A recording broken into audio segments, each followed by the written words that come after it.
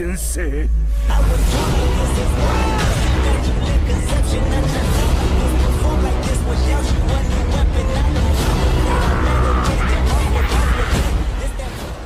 What if Naruto was the Spectres of the Forgotten on Twilight Part 2?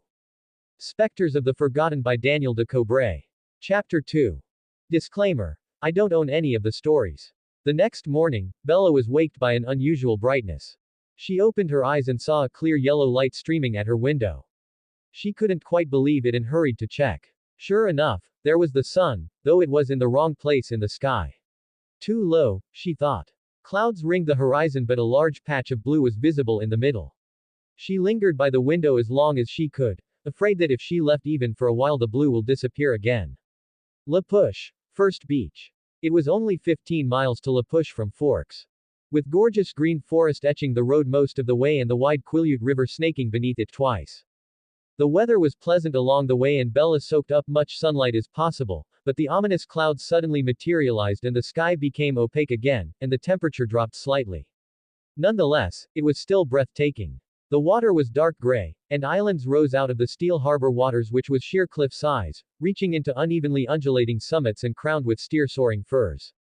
The beach had only a thin border of actual sand at the water's edge, after which it grew into millions of large smooth stones that looked uniformly gray from a distance but up close were every shade a stone could be. The tideline was strewn with huge driftwood trees, bleached bone white in the salt waves, some piled together at the edge of the forest fringe, some lying solitary just out of reach of the waves. There was a brisk wind coming from the waves. It was cool and briny. Pelicans floated on the swells while seagulls and a lone eagle wheeled above them. They picked their way down to the beach with Mike leading them to a ring of driftwood logs that has been obviously been used for parties like theirs before. There was a fire circle already in place, filled with black ashes. Eric and the other boys gathered broken branches of driftwood from the drier piles against the forest edge and soon has teepee-shaped construction built atop of the old cinders. It's freezing in here. When are you guys planning to light it? And where's Alex, by the way? Are you sure he's coming? Jessica queried with a bit of irritation in her face. Relax, Jessica. I called him a while ago. He's coming, just got a little lost on the way here, Eric explained while putting on his wetsuit. Have you ever seen a driftwood fire? He then turned to Bella, who was seating on one of the bone-colored benches. Why didn't he tag along with us, by the way? Tyler asked as he lit one of the smaller sticks with a cigarette lighter and then placed the now blazing twig carefully on the teepee. The dry wood quickly started to catch fire, crackling as it burned in multi-hued flames. I'm not sure, but I heard him said something about picking up his ride or something like that, Mike answered, a bit uncertain himself, though it was sufficient to satisfy the curiosities of the enquiring crowd. Meanwhile, Bella and Angela moved to a car nearby as they conversed, so I keep thinking that Eric is going to ask me to the prom and he just doesn't, Angela said with a gloomy tone. You should ask him. Take control, you're a strong, independent woman, Bella encouraged her. I am, Angela said as her eyes slowly bristled with hope. Yes, Bella firmly replied, that made Angela smile and be filled with courage. Bella, a voice greeted Bella which made her turn around to see a face she hadn't seen for a while. It was Jacob Black along with two of his friends Sam Yulee and Embry Call. Hi Jacob. Guys, this is Jacob, Bella greeted back and introduced Jacob and his friends. Jacob sat next to Bella. What are you stalking me? She teased him. You're in our resh, remember? Jacob teased back. Suddenly a basalt black 2009 Porsche Carrera GT got their attention as it parked near them. They were further astounded when they learned that Alex was the driver behind it. I'm so sorry for being late. I kinda took the wrong turn back there. I hope I didn't miss anything, Alex said as he clumsily exited his car in frantic. Whoa. Nice car, dude, Eric said with a shimmer in his eyes. Thanks, she's my favorite, Alex said, regaining some of his composure as he and Eric approached the others. Bella introduced him to Jacob and his friends, who he got along just fine. Are you surfing? Jacob asked Bella. Definitely not, Bella replied while offering him some licorice. You guys should keep Bella company. Her date bailed, Jessica said in a semi-concerned sweet tone, masking her hidden angst against Bella. What date? Eric inquired with a harsh quivering voice and a worried look. She invited Edward, Jessica giggled. To be polite, that's it, Bella awkwardly said as she recalled her conversation with Edward at the cafeteria. I think it's nice she invited him. Nobody ever does, Angela said with a genuine expression of commiseration on her face. Yeah, cause Cullen's a freak, Mike said without hesitation as if some bottled up annoyance finally surged out of his system like a solar flare. You got that right, Sam said in agreement. You guys know him. Bella wondered. The Cullens don't come here, he replied, which bewildered Bella more than before. Subsequently, they caught a gaze on the awkwardly silent Alex as if he is in deep contemplation. Something bothering you, man? Mike asked him. Well, now that you mentioned it. I've been getting a lot of nasty glares from Edward and his friend lately. I don't know why though, Alex replied with both a disturbed and bemused expression. You mean Naruto? Angela inferred. Yeah, the one who looks like a solid believer, Alex quipped that made everyone laugh except Bella, whose curiosity was further fueled. Unbeknownst to them, Naruto, utilizing Toten no Jutsu, was listening to their conversation 200 feet away. Believer, huh? I will smash that pretty boy's face. Believe it. He thought with a funny exasperated expression on his face and a cruciform popping vein in his forehead. Bella and Jacob started walking on the beach, leaving Angela with Sam and Embry to keep her company while the others are surfing, or in the case of Alex, peering on a pair of binoculars in hopes that some less diffident whales would reveal themselves. What did your friends mean about, the Cullens don't come here? Bella asked, realizing it is the perfect opportunity for such an inquiry. You caught that, huh? Jacob replied, I'm not really supposed to say anything about it, he further supplemented with a nervous voice. Hey, can I keep a secret? Bella said with a gentle smile. Really, it's just like an old scary story, Jacob said, followed by an involuntary and odd-sounding nervous laugh as he is about to be cornered from the cascade of questions that has been increasingly insurmountable to avoid. Well, I want to know, Bella said in a persuading tone coupled with puppy dog eyes that made Jacob finally submit and furnish her with the information she's desired.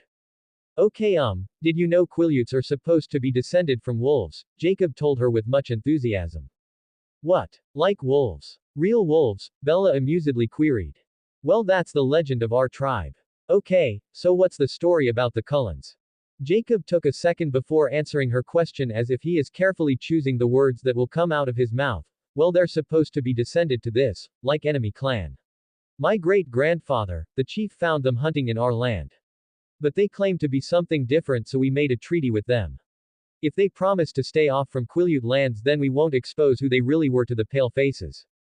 I thought they just moved here, Bella said. She felt that her curiosity and confusion is starting to eat through her again. Or just moved back, Jacob replied. They were suddenly alerted by a shriek. But it turns out that it was just Angela being pranked by Eric. What are they exactly? Bella asked once more in hopes that Jacob will reveal more information. It's just a story, Bella. Come on, let's go. Jacob looked amused but no longer willing to tell more. As soon as Bella got home, she got on her laptop and looked up Quileute legends.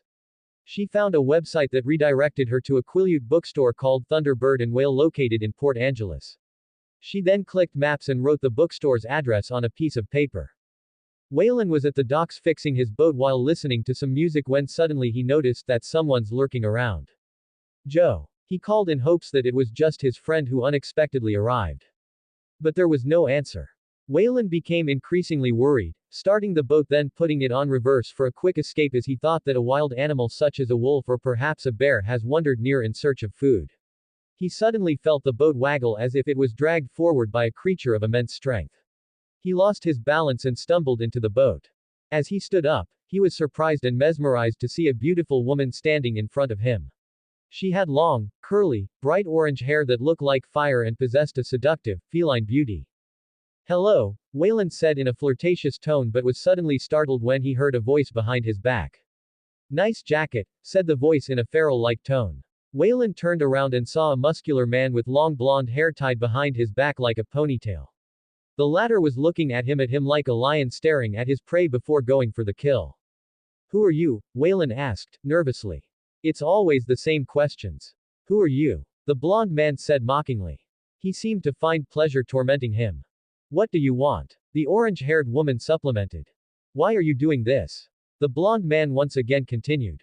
James, let's not play with our food, said another voice. Whalen looked under his shoulder and saw a dark-skinned man with dreadlocks and was garbed in the fashion of the previous centuries. The orange-haired woman moved with blinding swiftness and then kicked Whalen, making him fall flat on his boat. The trio of vampires abruptly pressed him on the floor, they then sank their teeth on him and fed on his blood until he died. The next morning Bella was yet again awakened by the bright sunlight emanating through her window. The temperature was pleasantly warm and cozy. It was quite rare for the sun to reveal itself in this cloudy little town, and rarer still for it to do so twice in succession. She washed and dressed in less than half the time she usually does to relish the meteorological miracle. Arriving at school earlier than she usually does, she saw everyone was apparently in a good mood and basking in the warm radiance of the relatively extraordinary phenomenon. Jessica was sunbathing on a table, while Mike, Tyler and Eric were playing frisbee, and Alex seemed to be content reading a book under the shade of a tree. Her eyes were animate however, searching for a particularly elusive face she couldn't spot among the crowd. He's not here, Jessica said concisely, accurately deducing who she's looking for. Whenever the weather's nice, the Cullens disappear. She then continued while soaking as much vitamin D as possible. What? Did they just ditch? Bella inquired honestly. There's no longer a reason for subterfuge since she already got caught. No, Dr. and Mrs. Cullen yanked them out for camping and hiking, and stuff. I tried that on my parents, not even close.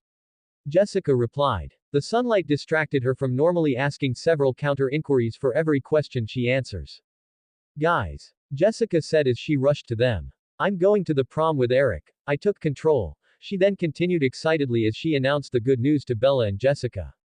I told you that would happen. Bella said with a broad smile and hugged Angela. Are you sure you have to go out of town? Angela asked Bella in a downcast tone. Yeah, it's a family thing, Bella responded. Okay, we should go shopping at Port Angeles before all the good dresses get cleaned out, Jessica suggested. Port Angeles. Can I come? Bella sheepishly queried. Yeah, I need your opinion. Angela excitedly responded. Bella's house, after school. Bella had fish marinating for dinner along with salad and bread left from the night before. There's no housework left for her to do and decided to spend a focused half hour on homework, but before she knew it, she's finished all of them too. She then opened her laptop and checked her email, seeing the backlogged emails from Renee, getting snippier as they progressed to the present. She sighed as she typed a quick response. Mom, I've been out. Went to the beach with some friends. And I have to write a paper. She realized that her excuse was pathetic, so she gave up on that and wrote a new one. It's sunny outside. I know. I'm shocked too. So I'm going outside and soak up as much vitamin D as I could. I love you, Bella. After a while, Bella decided to kill an hour with non-school related reading. She had a small collection of books she brought with him to Forks, the shabbiest volume being a compilation of the works of Jane Austen, which she selected, then grabbing a ragged old quilt from the linen cupboard she went out to the backyard. Outside in Charlie's small square yard she folded the quilt in half and laid it down of the reach of the trees, shadows, on the thick lawn that would always be slightly wet no matter how long the sun shone. She lay on her stomach crossing her ankles in the air, flipping through the different novels in the book, trying to decide which would occupy her mind the most thoroughly. Her favorites were Pride and Prejudice and Sense and Sensibility. She read the first most recently, so she started reading Sense and Sensibility, only to remember after she began reading on chapter 3 that the hero of the story happened to be named Edward. Angrily, she turned into Mansfield Park, but the hero of that piece is named Edmund, and that was just too close. Weren't any other names available in the 18th century? She said, annoyed as she snapped the book shut and rolled over to her back. She pushed her sleeves up as high as they would go and closed her eyes. I would think nothing but the warmth of my skin, she told herself, severely. The breeze was still light, but it blew 10 rolls of her hair and it tickled a bit. She pulled all of her hair over her head, letting it fan out on the quilt above her, and focused again on the heat that touched her eyelids, her cheekbones, her nose, her lips, her forearms and her neck, soaked through her light shirt. The tender warm rays of the sun were so soothing that she inadvertently fell asleep. Bella then found herself once again face to face with the great tree from her past dream. She saw the elfin star within its inner branches quivering, its flares engulfing the fiery sphere like blight. A burst of monochromic wave of energy then emanated as it collapsed upon itself. The monoliths, the watchtower, the macabre wall and even the landscape itself surreally disintegrated like a feeble flame blown away by the winds of darkness, leaving nothing but a void and empty space. All that remained of the once awe-inspiring realm were the great tree itself and a violently convulsing amorphous energy that used to be its symbiote star. Bella then beheld as the nebulous energy blackened like an eclipse and warped itself into an anthropomorphic shape. It took the form similar to a pitch-black silhouette of a youth, and was riddled with star-like spots all over its shadow-like body, as if someone took a piece of the infinite universe and shaped it into the looming entity. A cloak of fiery white energy ignited and emanated from the entity as it opened its glowing eyes. Bella froze in fear as she realized that the former's attention is now turned to her. She tried to run into the nothingness of the void, but the eldritch being blinked itself in front of her. Isabella, it then held out its hand and spoke in a cold, eerie and echoing voice. Get away from me. Bella screamed in fear. The entity paid no attention to her frantic and continued to hover closer and closer to where she stood. Bella, she then heard a pleasantly penetrating voice that roused her from her nightmare. Bella, wake up. The entity and the dream then dissolved like foam as her senses returned to the waking world. As she slowly opened her eyes, the first thing she saw are strikingly beautiful and iridescent pair of sapphire-like bright blue eyes staring at her. Its owner was dangerously close to her face. Flabbergasted, the first thing that came in mind was a particular move she learned at self-defense class, back in Phoenix. She thumped the guy right on his chin, then kneed him on the groin. She then quickly stood up and reached to her back pocket for the pepper spray that Charlie gave her. Who are you? I'm gonna call the police. Bella demanded while aiming the pepper spray at her assailant, who was still groaning in pain. Ouch. What you do that for, Bella? And what's with the pepper spray? He bellowed in a familiar accented voice. Alex. Is that you? Bella inquired with a confused expression on her face. Yeah, it's me. Alex awkwardly retorted in a relatively wobbly and squeaky voice while trying to stand up. What are you doing here? Bella asked suspiciously. Not letting her guard down, she had the pepper spray's nozzle still aimed at Alex's face. You left this at biology class earlier, so Angela and I came here to give it back. Alex grunted while handing Bella her notebook. We heard you screaming, so I sprinted as fast as I could to check what's happening and saw you lying on the ground, apparently having a nightmare of some sort.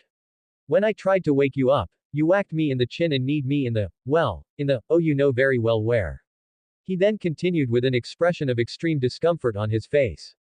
Okay, could we put away the bloody pepper spray now? Oh my gosh, I'm so sorry.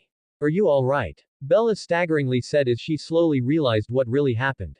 Well, aside from the fact that I'm possibly no longer capable of ever siring children, yes, I suppose I am. Alex said, still trying to lighten things up even though in obvious pain. As if on cue, Angela nervously walked in with her phone clasped in one hand. I already called 91. Oh my god, what happened? She cried out, shocked as she saw Bella helping Alex stand up.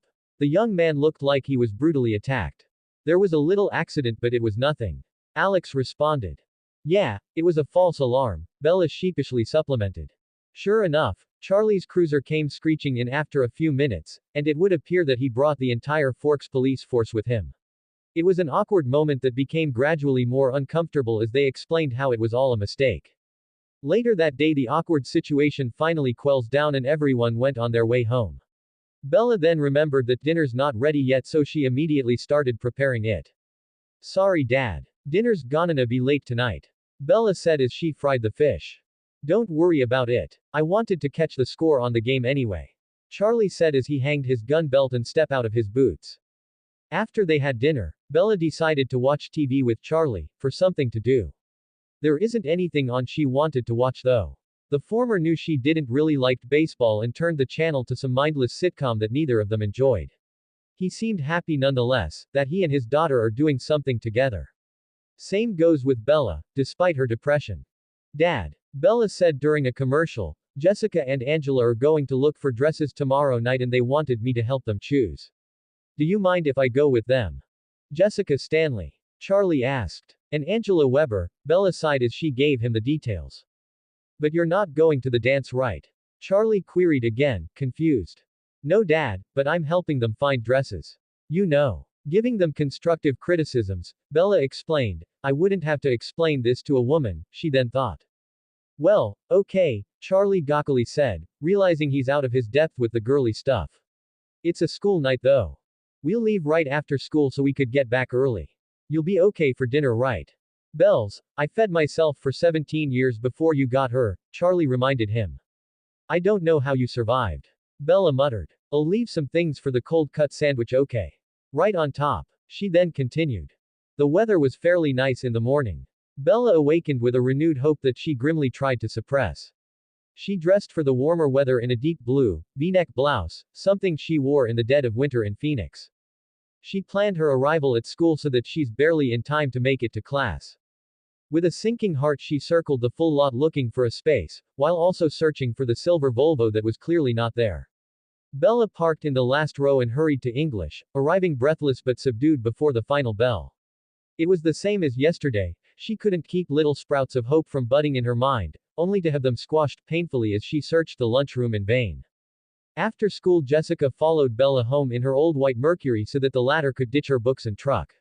Bella brushed her hair quickly when she was inside, feeling a slight lift of excitement as she contemplated getting out of Forks. She then left a note for Charlie on the table, explaining again where to find dinner. Switching her scruffy wallet and school bag to a purse she rarely used, she ran out to join Jessica. They went to Angela's house next and she's waiting for them. Bella's excitement increased exponentially as they drove out of the town's limits. Port Angeles. Jessica drove fast, much faster than Charlie, so they made it to their destination by 4. It has been a while since Bella had a girls' night out and the estrogen rush was invigorating. They listened to whiny rock songs while Jessica jabbered on about her dinner with Mike, who apparently has gone very well. Port Angeles was a beautiful little tourist trap, much more polished and quaint than Forks. But Jessica and Angela knew it well, so they didn't plan to waste time on the picturesque boardwalk by the bay. They drove straight to the one big department store in town, which was a few streets in from the Bay Area's visitor-friendly face. The dress section wasn't large, but both of them found something to try on. Bella sat on a low chair outside the dressing room, contemplating about the bookstore she wanted to visit while in town. Jessica ended torn between two dresses. The first was a long, strapless, basic black number, and the other was a knee-length, electric blue spaghetti straps. The blue, it'll bring out your eyes, Bella said. Jessica did have startling blue eyes, in contrast to her brown, curly hair. Angela, on the other hand, chose a pale pink dress that draped over her tall frame nicely. Bella complimented both of them generously and helped by returning the reject to their racks. Okay, I like this one, it makes my boobs look good, Jessica said while trying on a pink dress. Suddenly a group of louts passed by, one of them knocked on the glass. Hey nice, he said, ribaldry, while ogling the girls. Bella, what do you think? She then inquired as soon as the group of ruffians left, hoping for a positive opinion. Looks great, Bella said. You said that about like the last 5 dresses though, Jessica responded, not convinced of Bella's replies. I thought they were all pretty good, Bella again said, smiling. You're not really all into this, are you? Angela said with a gentle voice, deducing that Bella's lack of interest and distraction. I just really want to go into the bookstore, Bella said honestly. Meet you guys in the restaurant. Are you sure? Jessica asked her. Yeah, see you in a minute. Okay, both Jessica and Angela exclaimed. Bella hadn't had any trouble looking for the bookstore. She shifted through the selection of various books and saw the particular volume she was looking for. She then headed straight to the counter, paid the item and went on her way to rendezvous with Angela and Jessica. Have a good night, said the bookstore attendant as Bella egressed the premises. Thank you. Bella started to walk along the alley, into a few shops around the corner, but as she crossed another road, she realized that she's going the wrong direction as she couldn't see the landmark she passed on her way to the bookstore. Furthermore, it looks like the buildings where she's at are mostly warehouses. She decided to turn east on the next corner and loop around after a few blocks, and try her luck on a different street on her way to the boardwalk. A group of 4 men turned around the corner where she's heading. They were dressed too casually to be heading home from the office, but were too grimy to be tourists. As they approached Bella, she realized that they were not too many years older than she is. They were joking loudly among themselves, laughing raucously and punching each other's arms. Bella scooted as far to the inside of the sidewalk as she could to give them room, walking swiftly and looking past them to the corner. Hey there, one of them called as they passed. And he was obviously talking to her since nobody else is around. She glanced up automatically. 2 of them have paused while the other 2 were slowing. The closest, a heavy-set dark-haired man in his early 20s, seemed to be the one who have spoken. Bella then looked away and walked faster towards the corner. She could hear them laughing at full volume behind her. Hey wait, one of them called after her again. She kept her head down and rounded the corner with a sigh of relief, she could still hear them chortling behind her. Bella then found herself in a sidewalk leading past the back of several somber-colored warehouses, each with large bay doors for unloading trucks, padlocked for the night. The south side of the street had no sidewalk, only chain-link fence topped with barbed wire protecting some kind of engine parts storage yard. She then realized that she had wandered far past the part of Port Angeles that she, a guest, was intended to see. The crunch of gravel startled her, and made her glance around to see the two men from the group she passed by a little over 5 minutes ago, walking quietly about 20 feet behind her. It gave Bella an unnerving sensation and her heart started to beat faster. She started to rummage at her purse only to realize that she left her pepper spray at home. Of all time, she thought, distressed. Suddenly the dark-haired man who catcalled her earlier suddenly appeared with his other friend and intercepted her path, while the other two behind her was getting ever closer, entrapping her, preventing any escape. There she is, he said, lewdly. What's up, girl? He then continued as he ogled her. Where are you going? Hang out with us. What's the problem? The others wheeled around Bella, perversely eyeing her like vultures who just found fresh carrion. Don't touch me, Bella muttered. Her warning was supposed to be strong and fearless, but it came out scared and small. They were all completely drunk. Her protest fell on deaf ears and laughed raucously instead. One of them grabbed her, intending to rip her clothes off and rape her. Suddenly a silver Volvo appeared, almost hitting the stocky one, forcing him to jump back away from her and into the sidewalk. Get in the car, Edward, who was the driver of the Volvo, said as he got out of his car. He then glared at the four severely, wanting to tear them apart. Bella jumped into the car as quickly as she could and slammed the door shut, locking it with fumbling fingers. That was a very dangerous move. The stocky one said, but his voice quavered in the end. He was taken aback and suddenly felt sober from an intense fear he couldn't comprehend, as he beheld Edward's angry glare. Edward then hopped back into his car.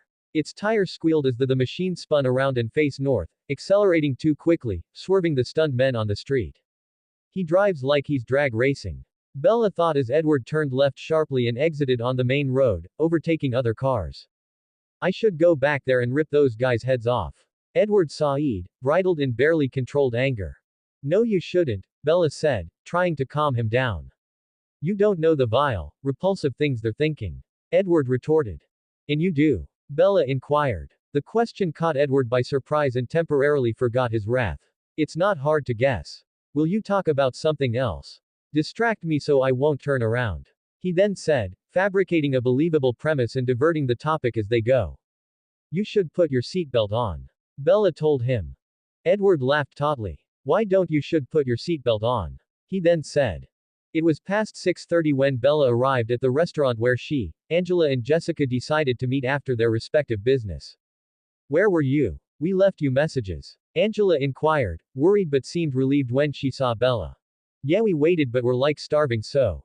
Jessica said, sharing the same sentiment with Angela but was suddenly cut off when she saw who Bella was apparently with. I'm sorry I kept Bella from dinner. We just sort of ran to each other and start talking, Edward Said in a velvety voice that made both girls giggle. No, we totally understand. That happens, right? Jessica said with a smile, now in full comprehension of the reason behind Bella's late arrival. We were, Bella said but couldn't finish her sentence. Oh yeah, we were just leaving, Jessica finished the sentence for her. She and Angela are giggling, an indication that they would extract every juicy detail of Bella's date with Edward. I think I should make sure Bella has something to eat, Edward then said, if you like. I'll drive you home myself. He then continued, looking at Bella, to which she just awkwardly nodded. That's really thoughtful, Angela said with a smile, happy for her friend. Yeah, I should eat something. Bella gawkily concurred. So see you tomorrow. Jessica said, the smile on her face might as well say, and tell me everything. All right, 1 mushroom ravioli. The waitress served Bella her order but her attention seemed to be focused on Edward. So are you sure there isn't anything I can get you? She then queried flirtatiously. No thank you, Edward replied in a low, attractive voice. Let me know, the waitress said yet again, and in the same flirtatious tone that made Bella's eyebrows furrow. You're really not gonna eat? Bella asked him while whirling her fork on the pasta. No, I'm on a special diet. Edward replied, smiling. You got to give me some answers. Yes, no, to get to the other side, 1.77725. I don't want to know the square root of pi is. Bella retorted, a bit miffed. You knew that. How do you know where I was? I didn't. Right, Bella had it and was about to walk out on him. Bella, don't leave, Edward sighed. Did you follow me? I feel very protective of you. So you followed me. I tried keep my distance unless you needed my help and then I heard what those lowlifes are thinking. Wait, you said you heard what they were thinking. Bella inquired that made Edward pause and sigh. So you read minds. She then said in a tone that is more like an assumption than an inquiry. I can read every mind in this room, apart from yours. Edward decided to answer her honestly. Money, sex, money, cat, and then you, nothing, it's very frustrating, he then continued, pointing out to Bella the thoughts of everyone in the room, except hers. Is there something wrong with me? Bella wondered. I just told you I can read minds, and you think there's something wrong with you, Edward chuckled. The expression in his face suddenly turned somber. What is it? Bella asked. I don't have the strength to stay away from you anymore. Then don't. Meanwhile, the men who attempted to rape Bella earlier regrouped in a secluded part of Port Angeles. Along with some other louts, they partied, drinking beer and playing music in their cars, loudly. What happened a while ago was really weird, huh? One of the men said. Forget that. The other replied, handing him another can of beer and turning the music into max volume. How annoying that sound is, a shadowy figure on an unlit corner said in a soft-spoken but eerie and echoing voice. Who's there? The dark-haired man demanded with a stentorian voice, pulling a gun and aiming it on the stranger. Nobody. Just a wanderer enjoying the evening air. The entity once again spoke coldly and tranquil, then revealed himself to be the same dark deity who obliterated the elemental nations and confined the Sage of Six Paths in an otherworldly dimensional prison. Out of fright the man fired his gun continuously until he's out of bullets, but it was in vain as the Eldritch entity laughed at his futile efforts. A demonic grin then formed from its silhouette-like, featureless face as he unleashed a bolt of monochromatic living lightning onto the thugs. The bizarre but frighteningly destructive fulmination leapt and branched out from target to target like it has a mind of its own, becoming more furious with every fresh arc. The carnage was so gruesome and mind-shattering to behold. Every living being in the vicinity was instantly destroyed, for they burst and exploded like balloons filled with blood as the eldritch lightning bolt connected. All that remained were red stains on the ground and on the walls, and fiery trails from where the intense bolts ignited the air and melted concrete as it traveled. Naruto, soon. The dark god said in a cold, eerie echoing voice. Then with a flash of blinding iridescent light disappeared into utter nothingness, leaving only a blood-curdling, echoing laughter that sounded like the requiem of madness. Edward accelerated his Volvo dangerously fast on their way back to Forks, while Bella on the other hand can't help herself but stare at him with a confounded expression on her face. The conversation they had back at the restaurant was quite interesting, so to speak. Though his confession partially satisfied her pondering, it also generated a myriad of even more profound questions. A trace of renewed curiosity lingered and nurtured itself at the back of her head like a half-smothered ember that has been dropped into a heap of dried leaves, and has secretly fed itself, biting for the time when it shall once again become an all-consuming flame that will burn an ever larger hole in her mind. Okay, I think I'm warm enough now. Bella said, reaching for the heater dial at the same time Edward did as well, though the latter pulled his hand away quickly as it touched hers.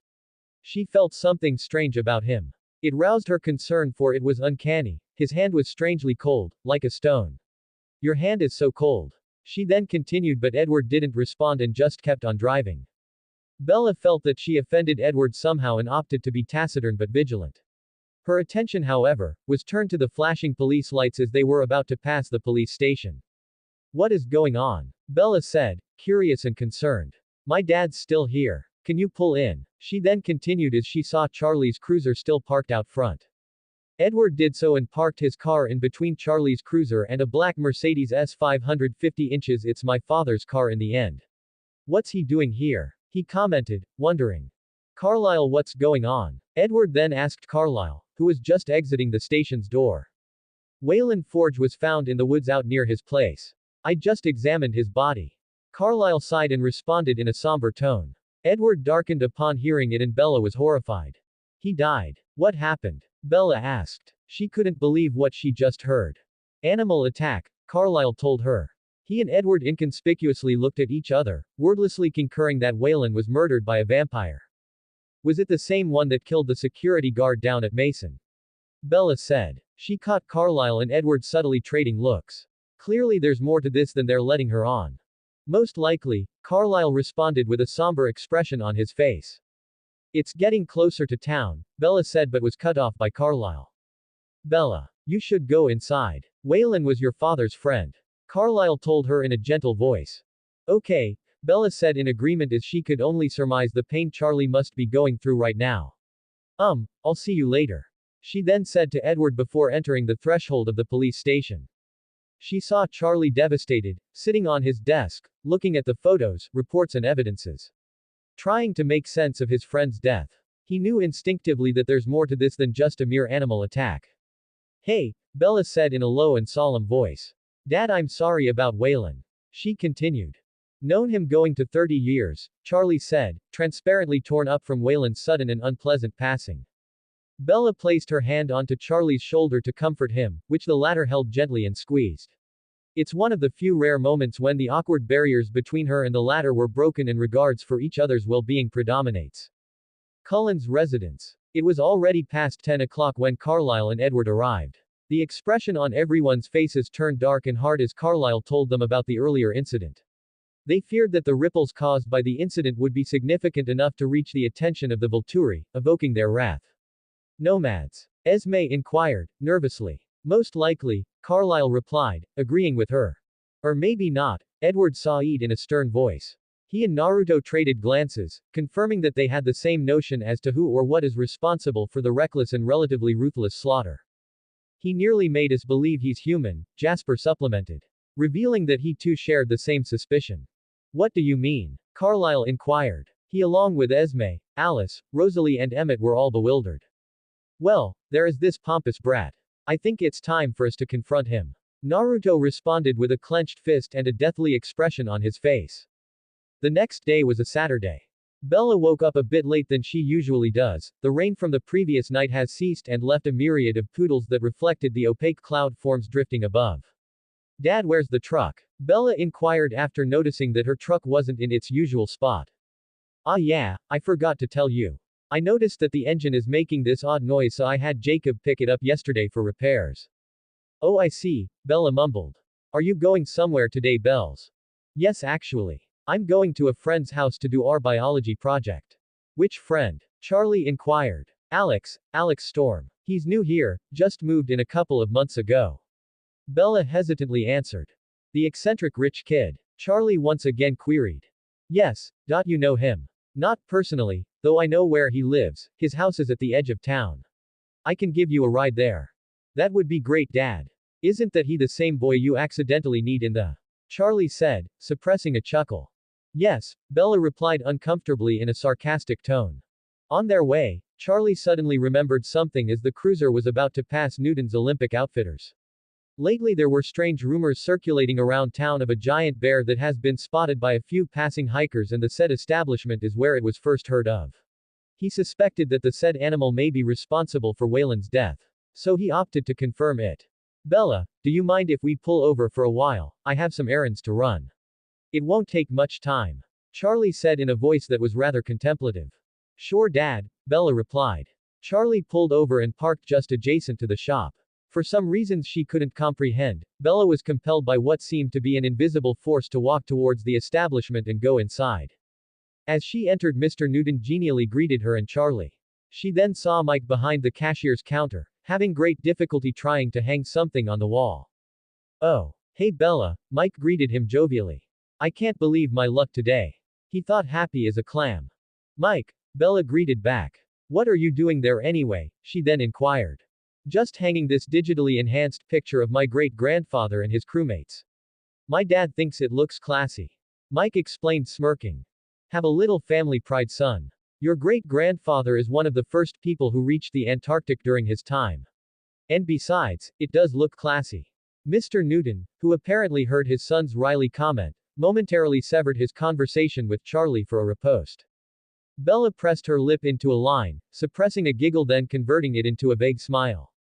So yeah, my great-grandpa was the doctor at this steamship called the Isabel. Mike explained in a hush and much more respectful voice. Hey, you want to see something weird? He then continued. I don't know, Bella replied. She already met her weirdness quota the other night. Look at the person at the top left of the photo, the one that looks like he's wearing a weird jumpsuit thing. Mike said, enthusiastically. Bella did so and was astounded from what she saw. Is that, she muttered but can't finish her sentence for it seems too surreal for credibility. Looks exactly like Naruto, right? I don't know that jumpsuits were a hit back then, Mike finished it, chuckling as he cracked from his own joke. When was this picture taken? Bella inquired, quite intrigued. About 1855 or 1856, I am not exactly sure, Mike ponderingly answered. Out of sudden phantasmagoric visions flashed before Bella's eyes. She then recalled the dream about the great tree and the visions it furnished her, becoming increasingly lucid and overwhelmingly vivid the longer she looked at the photo. Are you all right, Bella? Mike inquired, worried. Yeah, I'm good, Bella replied, holding her head, momentarily dazed and unable to think properly from the uncanny experience. The entire interim of the drive passed ephemerally like an insignificant spark, for Bella was deep in her contemplation, quite absorbed from the perturbing visions. She suddenly heard Charlie's voice saying something, rousing her back to her senses. Bells were here, Charlie said, pointing at the luxurious mansion wrought of chalk-white marble. The colossal edifice was larger than most malls they've ever saw, and it towered lordly over the trees in the vicinity. On its huge facade stood multi-columned porticos of the same chalk-white marble and a great iron-wood portals superbly etched and gilded in Rococo designs. Charlie rang the bell and an elderly man dressed in a business suit came out to receive them. Chief Swan, Ms. Bella, please do come in, he said warmly. My name is Sebastian, the head butler of this household. He then introduced himself as he guided them in. The interior of the lofty edifice was even grander, oozing with luxury and splendor. Elegant imperial chandeliers fashioned from the finest Italian crystals hung on the delicately frescoed and gilded ceiling. Overlooking the glossy floor of polished marble that was intricately mosaicked with semi-precious stones in classical Byzantine and Roman-inspired designs, and an arcade of malachite-wrought columns, standing by the pair, with their capitals crowned with golden acanthus leaves. Their base, along with the relief-etched frieze and even the modillion, were all gilded as well. Suits of medieval armor stood proud in the hallways and corridors, wielding swords, poleaxes or mace-like silent sentinels, while opulent Rococo furnishings and remarkable works of art such as great urns of lapis lazuli, carved ivory tusks, magnificent sculptures and priceless paintings adorned the aesthetically stunning palatial residence of the Storms. A fairly sizable sculpture of a perching firebird caught Charlie's attention. It was wrought of solid gold, and its crest and tail feathers were accented by delicately embedded flawless gemstones. While Bella was intrigued by a strange painting, depicting four men, all of whom have death-white pale skin and inhuman beauty as a common attribute. The first three were sitting on throne-like royal chairs while the last was standing just behind the third. They all have piercing burgundy red eyes, save for the last, which possess an amber gold shade. Upon closer inspection, Bella saw that the divergent character bears a shockingly uncanny resemblance to a familiar character, Carlisle Cullen. Miss Swan. This way please, Sebastian said, ushering her before she could make any further scrutiny of the peculiar painting. Quite some house you got here, Charlie commented, impressed. The late Lord and Lady Storm were ardent connoisseurs of art. Their impeccable aesthetic acuity was their common denominator, if I may say so. Sebastian replied. Well, that explains the fine taste in home decorations. Charlie thought. I am sorry, did you say late? He then continued reluctantly but was even more hesitant to finish the sentence. Bella on the other hand felt a bit sheepish and rueful, for she forgot to tell Charlie about Alex's parents and how any topic concerning them deeply saddens him. Yes. I'm afraid they have passed away, sir. The elderly butler said in a somber voice. Their death has devastated Master Alexander profoundly. I'm sorry, I didn't know, Charlie responded in a low and solemn voice. But if you don't mind me asking, what did they do for a living, when, you know, they're still alive? He then cautiously asked out of curiosity. Dad, Bella said in a low hissing voice, in protest to the nosy inquiry. Certainly, Lord Gabriel Storm, the master's father, was a successful banker, and his mother, the Lady Elara de Sanguius Storm, was the current head of the noble house of Sanguinus, which is one of Europe's leading weapons manufacturers since the medieval ages. Though after the Second World War, the family conglomerate decided to expand their corporate portfolio from military technologies and armament production to other industries such as power generation, naval engineering and construction, aerospace technology, pharmaceuticals, telecommunication, software design and development, shipping, and financial services. They also have significant investments on a number of tech firms throughout the globe, owns oil drilling platforms and refineries in the Middle East and Southeast Asia, and operates a recently acquired satellite control and launch facility in Kazakhstan. The elderly butler responded, explaining every detail like an orator as they walked in the halls and corridors of the mansion. Sebastian then opened a hinged patio leading to an indoor garden. Bella entered first and saw the luxuriant botanical underbrush flourishing on the temperature-controlled structure. There were pygmy date palms yielding sumptuous amounts of produce, lush pomegranate trees with beautiful fire-colored blooms and large crimson fruits, a myriad of exotic and ornamental flora such as pink blossom trees and other plants with brightly colored flowers such as orchids, lilies, roses and peonies. An indoor waterfall cascaded and flowed into a series of papyrus and lotus-accented man-made ponds that were the sanctuary of multitudinously hued koi fishes and exotic turtles. On the largest pond, at the center of two adjoining bridges, stood a water gazebo where Alex was. He didn't seem to notice them come in and appeared to be frantically busy expending inordinate amount of efforts setting up the study area. He appeared preoccupied checking the minutest of details, making sure everything is perfect. "Excuse me sir, Miss Swan is here," Sebastian announced. "Hey Bella, I hope you don't mind doing our project." "Oh hello there Chief Swan," Alex jovially said, happy as a clam but was startled to see Charlie with her. "Hey," Bella awkwardly greeted back with a furrowed eyebrows. Charlie nodded with a straight face in greeting but was laughing at the back of his head. "Well, I'll be going now. Pick you up at 5 bells. He then said to Bella, suppressing a chuckle, before he left. "So, yeah, I already made the report regarding DNA replication of diploid germ cells. I just need," Alex said, enthusiastically but was cut off. "Alex," Bella said with an incredulous look on her face. "Yeah, what's all this about?" "Oh, that would be the DNA structural model we're going to use. It's not finished though, so, perhaps we could finish it together," Alex said in a sheepish but hopeful voice. "That's not what I meant. I thought we're going to do our biology project. I didn't agree to a date," Bella said, raising a brow. "Fought? No, I didn't. You see, I just thought you would prefer here cause, you're from Arizona, and a familiar scenery would be nice," Alex incoherently mumbled, stuttering as he tried to fabricate a reasonable premise but was obviously transparent. "And that," Bella said, pointing at a nearby coffee table filled with plates of different kinds of hors d'oeuvres.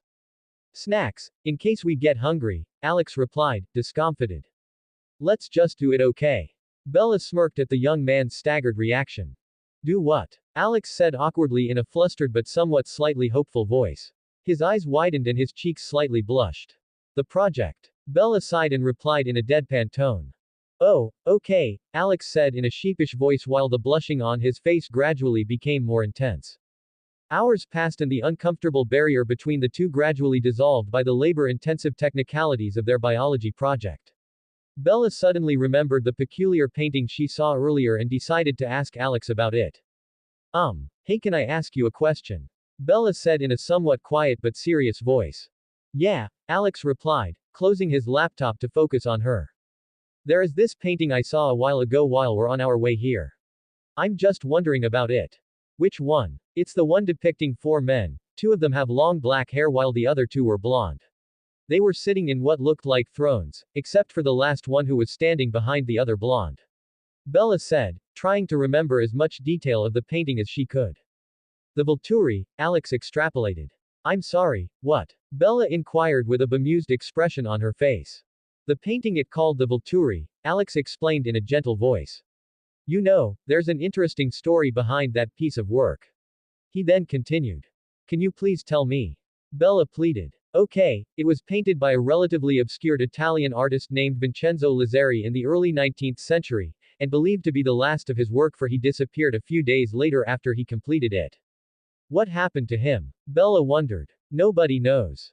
People thought that he was a little crazy, always spouting about things that go bump in the night and stuff. Another strange thing is that, decades later, a man who bears an uncanny resemblance to him suddenly appeared in the outskirts of Lyon. The peculiarly pale stranger declared himself to be the long-lost artist and painted a number of incredible works of art in the same style Lazzari utilized to substantiate his assertion. He also claimed that he was turned into a monster by one of the men in the painting and detested his damned existence ever since. It didn't take long and he too disappeared, never to be seen again." Alex explained in a calm and resonant voice but was singularly penetrating. A monster? What kind of monster? Bella inquired. Her curiosity has now become a great conflagration that pushed her to dig deeper, to learn as much as she could. Try some canapes, they're really good, or maybe some mini beef Wellingtons, smoked salmon crostini, or perhaps some caviar. I'll have Sebastian fetch us some beluga caviar, you'll love it. Alex said in a pleasant and jovial voice, offering Bella something to eat from the assortments of gourmet delicacies, served on the numerous silver platters atop the nearby coffee table. No thanks, Bella said with a vague smile. Are you sure? They're really good, Alex said in a silly and childlike manner, persuading her to try some. Okay, Bella relented, amused on how puerile Alex can be. She tried some seared foie gras pate. Its rich, buttery and delicate taste melted on her tongue, and it was divine. It's really good, she complimented. Told ya, Alex amiably said in a silly voice. His eyes were sparkling and an innocent broad smile played on the edges of his lip. Hey, about my question earlier. Bella suddenly remembered her prior inquiry, before her senses were clouded by the captious thraldom of the extraordinarily appetizing finger food. Oh, where are my manners? Let me get you some iced tea, Alex said in a tremulous voice that instantly became less coherent as he noticed Bella giving him a dubious stare. Pomegranate juice perhaps. He then continued, uncomfortably and with a nervous smile. No. Thank you. But you can answer my question, Bella said in a serious tone, crossing her arms. She noticed that Alex was deliberately eluding the topic for some reason and opted to give him a stern and piercing look in order to compel the latter to furnish her with the information she requires. Those are unnecessary details anyway, Bella, Alex dissuaded her. I want to hear it, nonetheless, Bella persisted. Alex's discouragement only fueled her curiosity. Very well, Alex sighed and conceded. He, however, hesitated more than a few times and was reticent for a lengthy interim before answering her question, and when he finally did, he answered quite cautiously. Choosing his words carefully as he spoke. They are called by many names, but troubled souls are what they really are. They are the walking dead, Bella. As per folklore, it is said that these undead beings subsist their ghastly form of immortal existence by draining and consuming the life essences of the living. Life essences? Bella inquired in a low voice. She already knew the answer to her own question but asked nonetheless. Blood in particular, Alex replied in a somewhat blasé voice, like he has seen these creatures firsthand and witnessed their activities himself but was completely indifferent to it. Bella turned taciturn for she was completely absorbed in deep contemplation. Vampires? She involuntarily queried in a hushed voice, though the answer was intuitively obvious. As a matter of definition, yes, but of course it's just a bunch of silly superstitions. Alex said in a comforting voice and with a reassuring smile. Tell me more. Bella said, curiously. I'm afraid it's all I know. Alex replied sheepishly, scratching the bridge of his nose. There is something he's not telling me. She thought, but the young man's silvery voice and relatively goofy personality has somewhat sponged away the feeling of suspicion and anxiety, superseding them with an unclouded equanimity that she found particularly pleasant. Bella's house. Bella was in her room, sitting on her bed and was haunted by the strange things that occurred that day. The eldritch visions on her dream, the strange boy in the century-old photo, the uncanny painting at Alex's house, along with the enigma of the latter who she felt was hiding something from her. On her pondering, she inadvertently stumbled upon the book she bought from that bookstore at Port Angeles but never had the chance to read. She took it out from the bag and started flipping its pages. As she leafed through its contents, she saw some beautiful photos of carved, ancient masks, who was both captivating and menacing. Then a particular picture caught her attention. It was a photo of bone-white mask with pitch-black eyes and rows of needle-like sharp teeth. The inscription below it says, "The Cold One, Abudamkin." Bella quickly went into her desk and turned on her old computer. She hated using the internet there, her modem was sadly outdated and her free service was substandard that just dialing up took a toll on her patience. To make matters worse, her screen was filled with pop-up ads the next moment she looked. She closed them all down and eventually found a promising site. It has simple white background and black text, quite academic looking, and with two quotes greeting her at the homepage. Throughout the whole vast shadowy world of ghosts and demons there is no figure so terrible, no figure so dreaded and abhorred, yet died with such fearful fascination, as the vampire, who is himself neither ghost nor demon, but yet who partakes the dark natures and possesses the mysterious and terrible qualities of both. Reverend Montague Summers. If there is in this world a well-attested account, it is that of vampires. Nothing is lacking. Official reports, affidavits of well-known people, of surgeons, of priests, of magistrates, the judicial proof is most complete.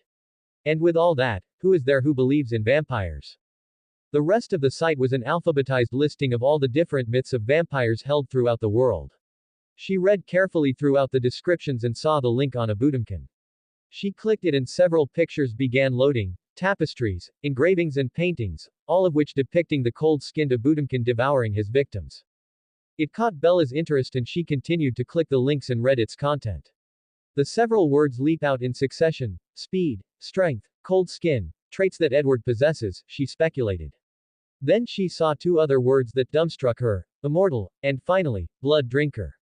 Suddenly the picture and the painting of the persons with uncanny resemblance to Naruto and Dr. Cullen flashed before her eyes, along with the chilling sensation of when she first touched Edward's cold skin. She also recalled the particular thing Alex mentioned to him earlier: undead beings subsist their ghastly form of immortal existence by draining and consuming the life essences of the living.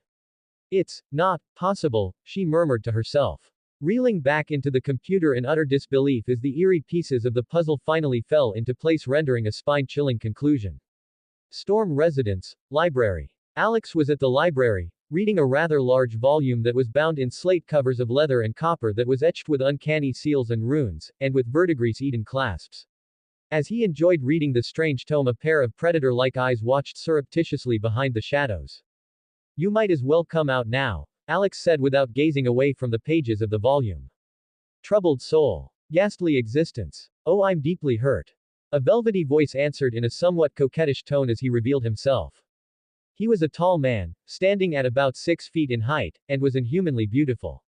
He has blonde hair that is not quite shoulder length, and that is rather curly, which sometimes, curiously, appears white under fluorescent lighting.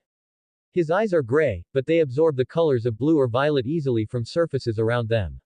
He has a short narrow nose, and a mouth that is well-shaped, but has always been slightly large for his face. His mouth can look very mean or extremely generous, but always sensual. His face was constantly animated and beautiful, with skin that is deathly white and highly reflective, and glazed fingernails which gives the impression that they're made of glass.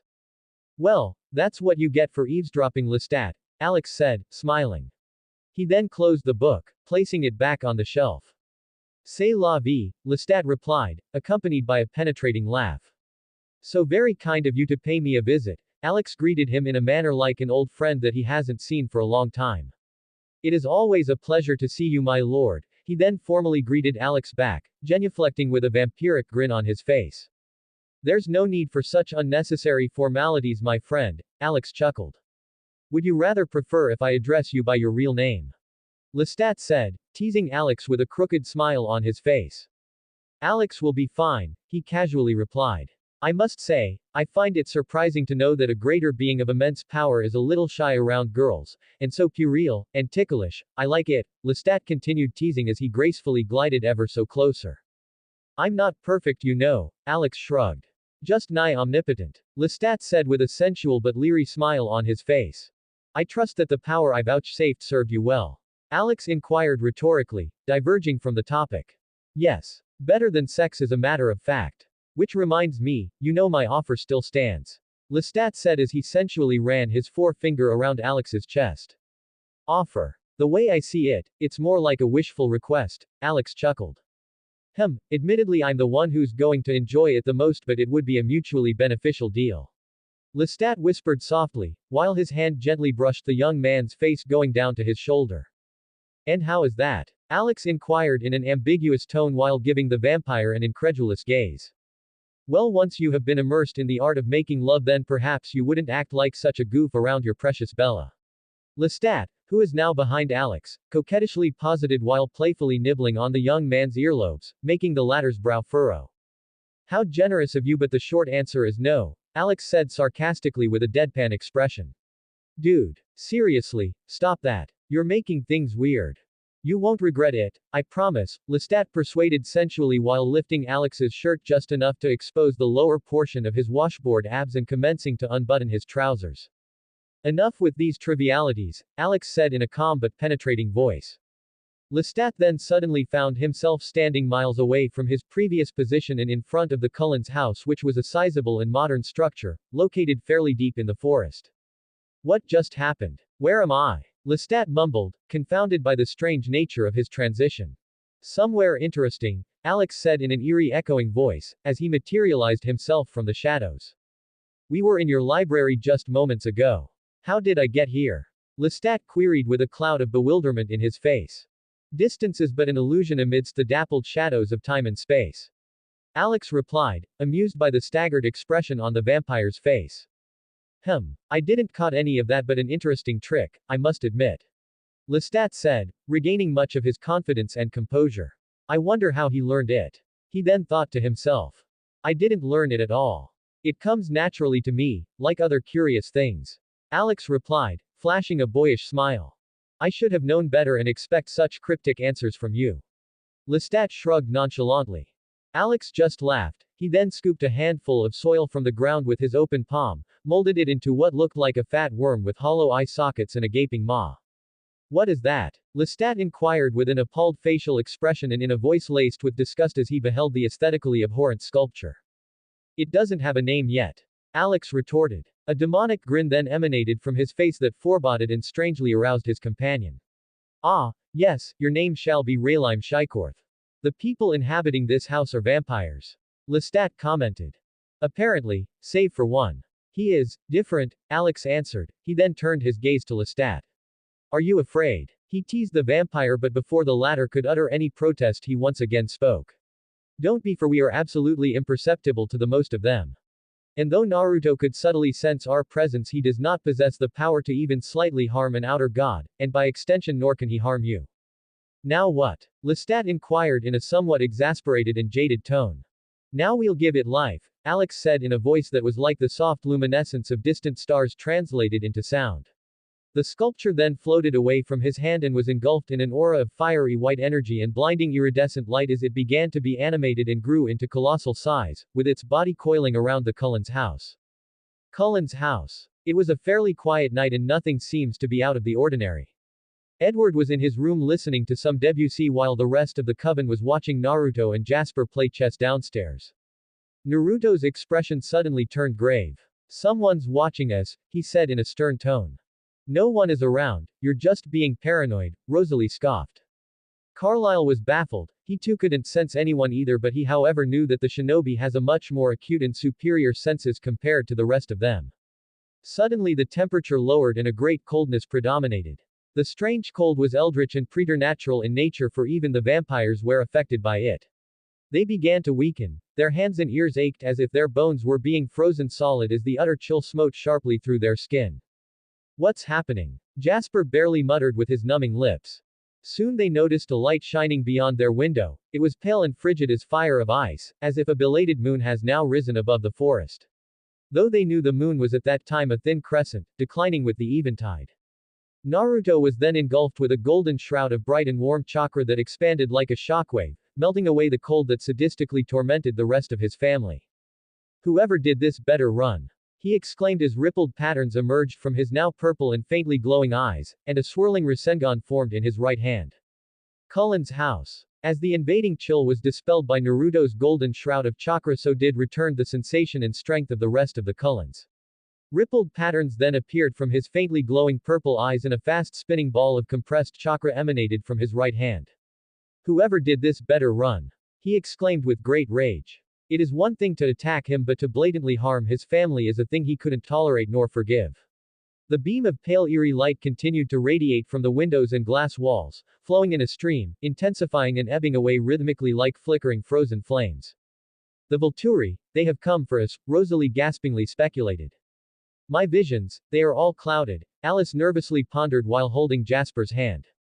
Stay together. I'll check outside, Naruto said sternly before he Hiraishin himself out of the house. The sight of his blazing Rinnegan has taken the Cullens aback, for its power was more than enough to intimidate those who gaze upon them. What happened next, however, was beyond the shinobi's imagining. One of his flying thunder god formula was strategically placed atop of a towering tree, overlooking their house.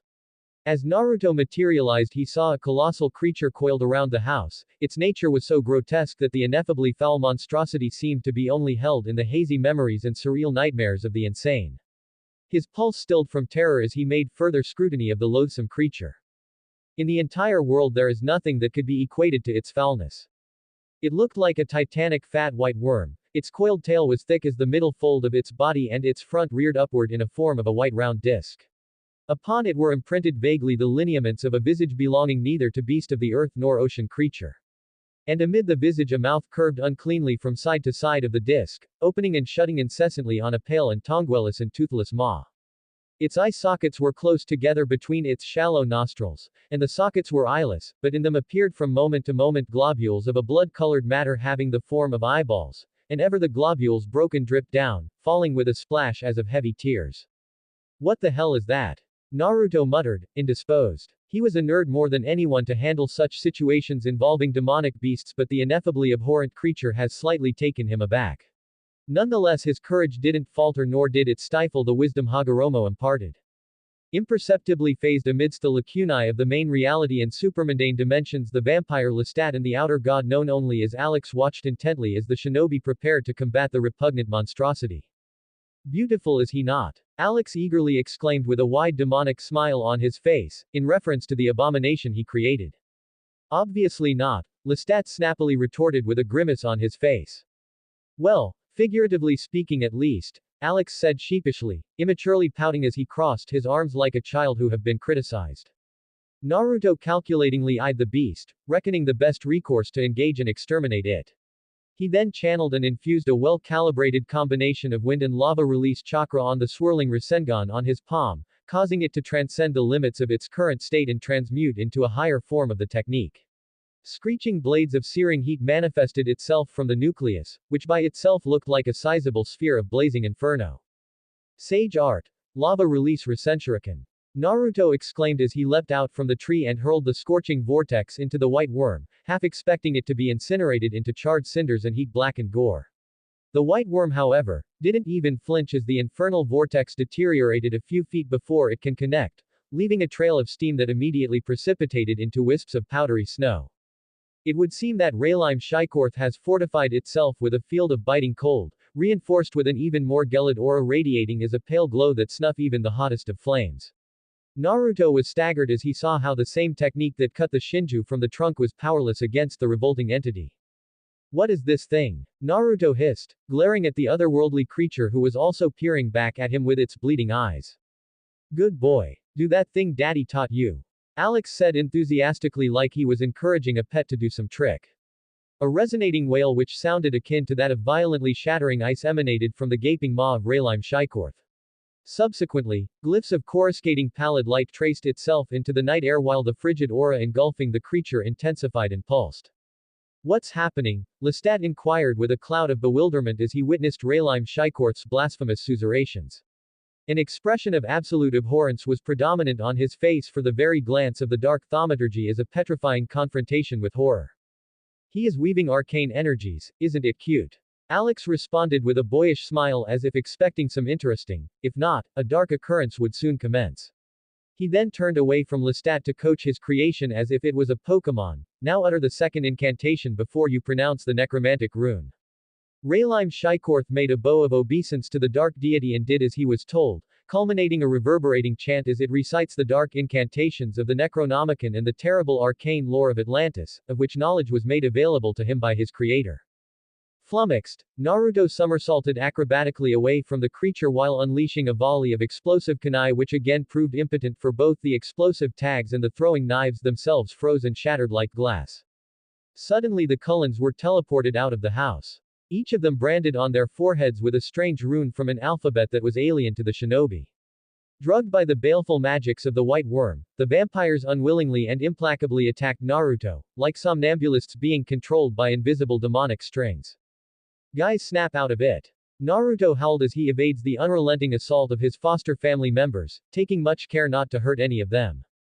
Emmett then took a large boulder and with his vampiric strength, hurled it to the shinobi with great force. With a judicious application of a watered-down Shinra Tensai, Naruto was easily able to deflect the projectile and launch back the members of the coven who simultaneously lunged at him. Alright, I hope this works, Naruto said as made a seal of confrontation and channeled chakra into his Rinnegan. Dispel. He then exclaimed, unfolding the accumulated chakra and emitting it through his eyes. The vampire's relentless attacks then grinds to a halt, slowly regaining their senses as the glimmering rune of thraldom that was cast upon them by the horrific creature lost its light and power, dissipating like smoke. Naruto, what happened? Carlyle inquired, hazed from the stupor of being plucked from the worm's enchantment. However, just moments after they claimed back their lost volition, Rayleigh Shykorth blasted them with a beam of pallid yet strangely dazzling light. Naruto and Edward managed to avoid being caught by the sinister radiance, but the rest who unfortunately didn't was left frozen solid, shining like moon-washed marble. The pupils of their open eyes had faded strangely, being indistinguishable now from the whites, and a blankness of horror was within them, like ice in deep pools that are fast frozen to the bottom. The sight of this has both aghast and bridled the two remaining members of the coven.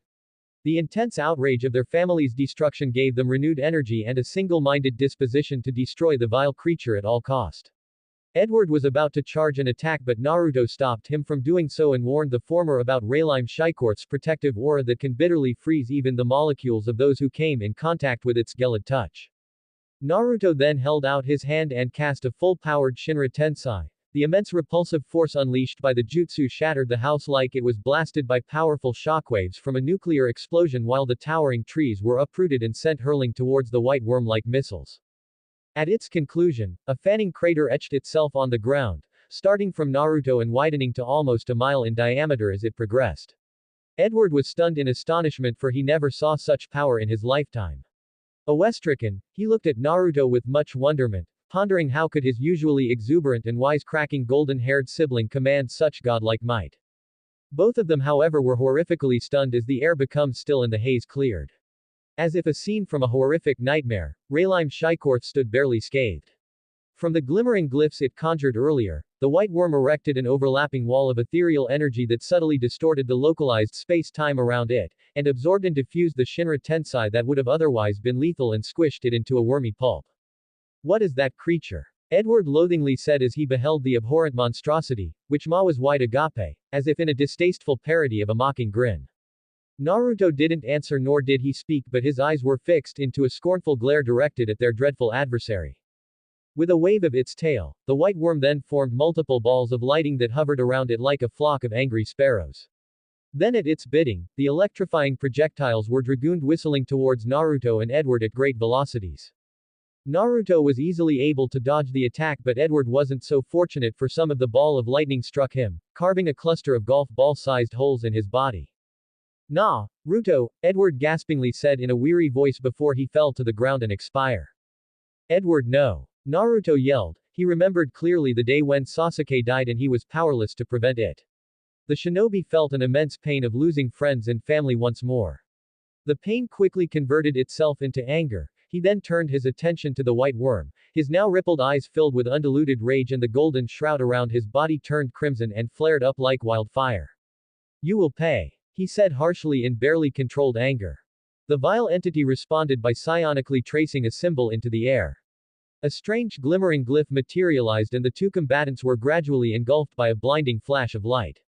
They then found themselves standing on a glacier. The frozen island then rumbled, making it impossible to stand still. That Naruto has to channel chakra into his feet just to keep his balance and avoid plummeting to the shards of ice that burgeoned themselves out of the icy surface like lethal flowers of subarctic winter. By virtue of the worm's cunning enchantments, the glacier levitated high into the air like a blasphemous floating fortress. Naruto folded his hands into the required seal and conjured 1,000 shadow clones that instantly moved into formation of threes. With each group forming Sage Art, Lava Release Resenshurken. At the shinobi's lead, they all simultaneously pitched their jutsus upon the dire creature. The multitudes of gyrating blaze, which counts by the hundreds, were more than ample to breach and inexorably overwhelm the frigid defenses of Rayleigh Shykorth, incinerating the dire annelid into char and slag, and turn its floating frozen citadel into steaming slush. It would seem that Naruto's victory against his foul adversary is secured. With only a well-placed divine intervention could possibly hope to save the white worm from certain destruction. Unfortunately, however, a spectating dark god is on the side of the abominable creature, and intercede he did. 1,000 against 1. Hardly a fair match. Alex hummed before a demonic smile emanated from his face. Let us see if the hand of faith will restore balance in the equilibrium. And just like that, the fiery vortexes of destruction contorted and distorted, fading away inches before they can hit their mark, as if utterly erased from existence. What just happened? Each of Naruto's shadow clones asked the other but just got confused shrugs in reply. Alex then extended his forefinger and from its tip coldly unleashed an avalanche of monochromatic living lightning that penetrated the barriers between dimensions and breached into the main reality where Naruto and his clones were. The raging torrent of undiluted destruction autonomously snuffed the shadow clones with murderous ease, becoming more intense and furious with every fresh arc as the Eldritch fulmination leapt from clone to clone, branching out as each target burst into a puff of smoke until only the original remained.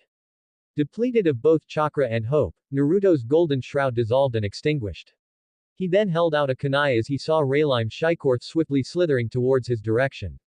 It was too late however as the white worm, with its gaping maw, swallowed the shinobi whole. Lestat flinched for such an end is too gruesome to witness that he could never wish it even upon the worst of his enemies. Behold the fate of all heroes. Alex said indifferently, with a boyish smile on his handsome face that was actually a poorly guised demonic grin. Though was appealing in a supernal degree nonetheless, and Lestat was momentarily dazed from his loathing as his thought and senses were gradually subjugated by the young man's imperious charms.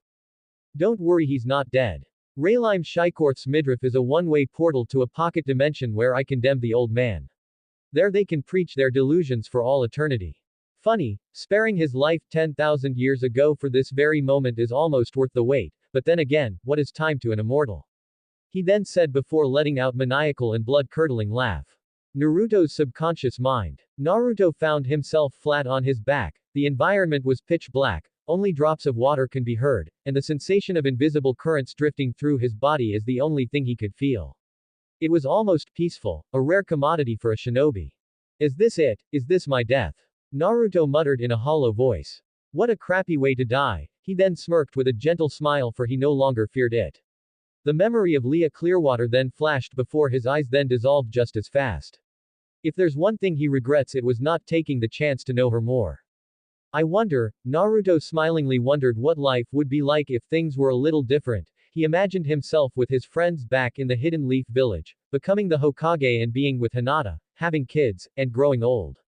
He suddenly remembered the Cullens. The first time he met Carlisle, Edward, Esme, Rosalie, Emmett, Alice and Jasper. He then remembered the good times they had as a family and how they were ruthlessly extinguished by the white worm, along with the pain that came along with their destruction. I'm so sorry guys. I failed. He said somberly in despondence as darkness began to clutch him in its Stygian embrace. Hey kid. He suddenly heard a familiar gruff and piercing voice. That voice. Kurama. Dumbfounded, Naruto barely muttered. Yeah, it's me. All your whining woke me up from my nap, the Kyuubi replied in a guttural voice as he revealed himself to the shinobi. Out of the impenetrable darkness, a familiar menacing smile and a pair of red blood eyes materialized. Naruto stood up and saw the gigantic fox staring at him. Both of them glad to see each other once more. It's so nice to see you again, old friend.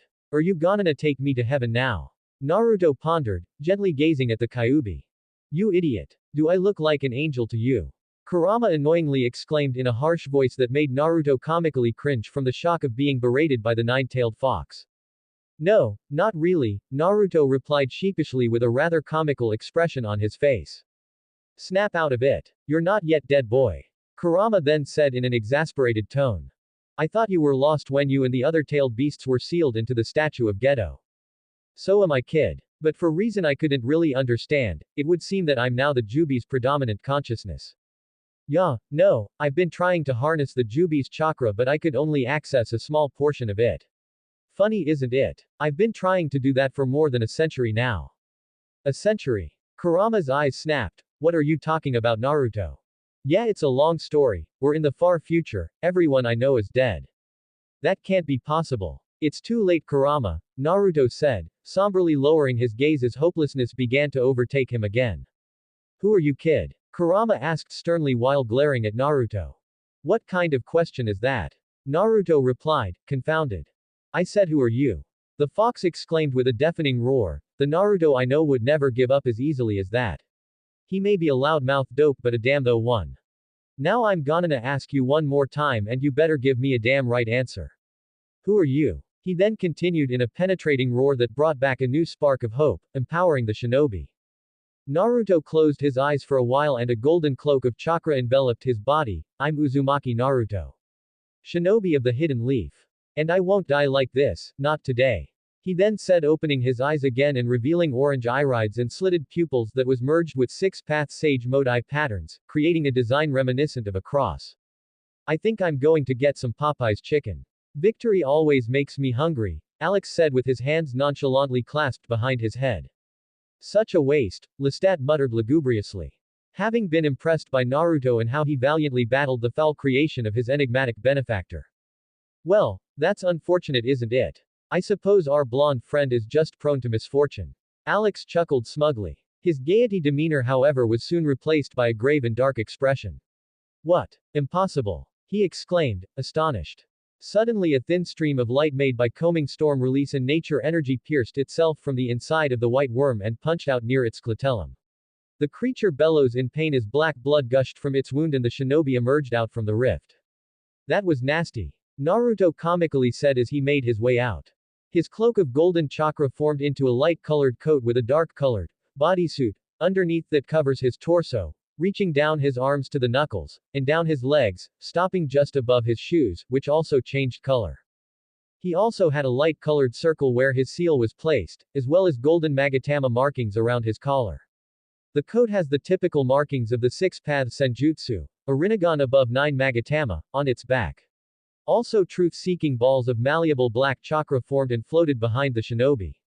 It was a magnificent sight that Lestat was instantly turned on. Raylime Shikorth was stupefied like a dumb animal and Alex's eyes glowed radiantly azure from the confounding outrage. It's payback time, ugly, Naruto exclaimed with a grin on his face as he cracked his knuckles.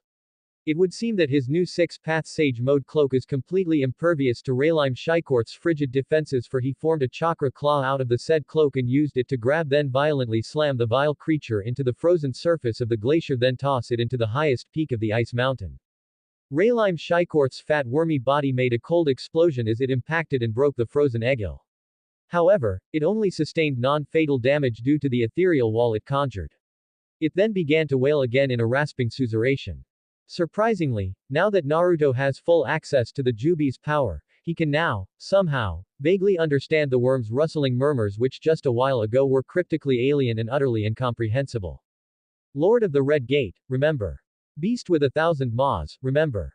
Moon with 1,000 faces, remember. Feaster of 1,000 stars, remember. Glory to the outer gods, lords of eternity, keepers of balance, and masters of all creation and destruction. Thy humble servant earnestly supplicates thy succor. Direct thine unending wrath and annihilation to the heretic who challenged thine infinite power. In frantic the white worm uttered a spell of destruction. Glyphs once again traced itself into the night air and swirled around Raylime Shikorth, forming a luminous circle of power. After which, innumerable speeding asteroids were then pulled down from space and were accelerated at incredibly high velocities towards Naruto like ballistic kinetic warheads. Upon entering the atmosphere, they burned incandescently bright but still retained much of their substance and were potently destructive. Ranging from the size of a small car to that of a big house, the falling space rocks smote the night sky with trails of fiery rain. With his golden chakra cloak, Naruto formed an immense battle avatar that resembled a full-bodied Kurama with 6 arms. He then shaped a large wind release, ultra-big ball Rasenshuriken on one set of his arms, then coalesced his truth-seeking balls into a single orb and formed a tailed beast ball Rasenshuriken on the other. With impeccable timing and precision, Naruto hurled his jutsu high into the sky. The two dilating vortexes inevitably collided as they expand, creating a massive explosion accompanied by a blinding flash that was brighter than the sun and turned the dark night into an effulgent twilight. The immense wave of pure destruction pulverized the meteors into a harmless shower of stardust and left a lustrous aurora in the sky that looked like a great Eris proudly draping the great halls of Valhalla. Naruto then disengaged his battle avatar and created 100 clones which were also clad in six-path sage mode chakra cloak. They then formed Sage Art, many ultra-big ball spiraling serial spheres, with each clone holding a massive Rasengan on one hand. At Naruto's lead, he and his clones systematically slammed their jutsus onto the white worm. Exhausted, the pale annelid didn't opt to evade the shinobi's attack. One by one as the spiraling sphere of compressed, nature energy-enhanced chakra cracked and inexorably shattered the ethereal wall protecting it. Raylime Shykorth muttered in a somber rustling a last soliloquy before it was vaporized. Forgive me, my lord. I have failed you. You have fought bravely, friend. Rest now and dream better dreams, Alex said solemnly as he saw the white worm destroyed by Naruto. You don't look too happy. Lestat teased, but in a much more mellow tone lest he evoke the deity's wrath. How perceptive of you, Alex replied sarcastically. Is it because your little pet lost? The vampire then realized that it's safe for one or a couple more quips and decided to squeeze a bit more fun out of the situation. Well, that's intuitively obvious, isn't it? The young man retorted but quickly gained his composure. There's one thing that puzzles me, however.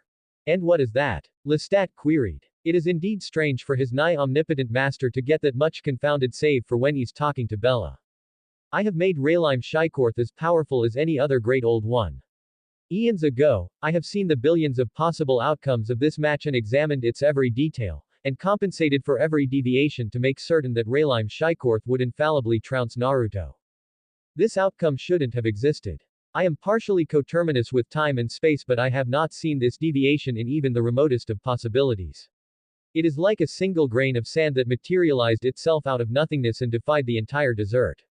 Alex sagaciously explained in a matter-of-fact voice. So are you saying that you cheated a couple of times and you still lost? Well, that's classic. Lestat chuckled. You cheated and you lost, Alex childishly echoed in a mocking tone. Yes, I lost. You don't have to rub it in, you know. What the hell kind of minion are you anyway?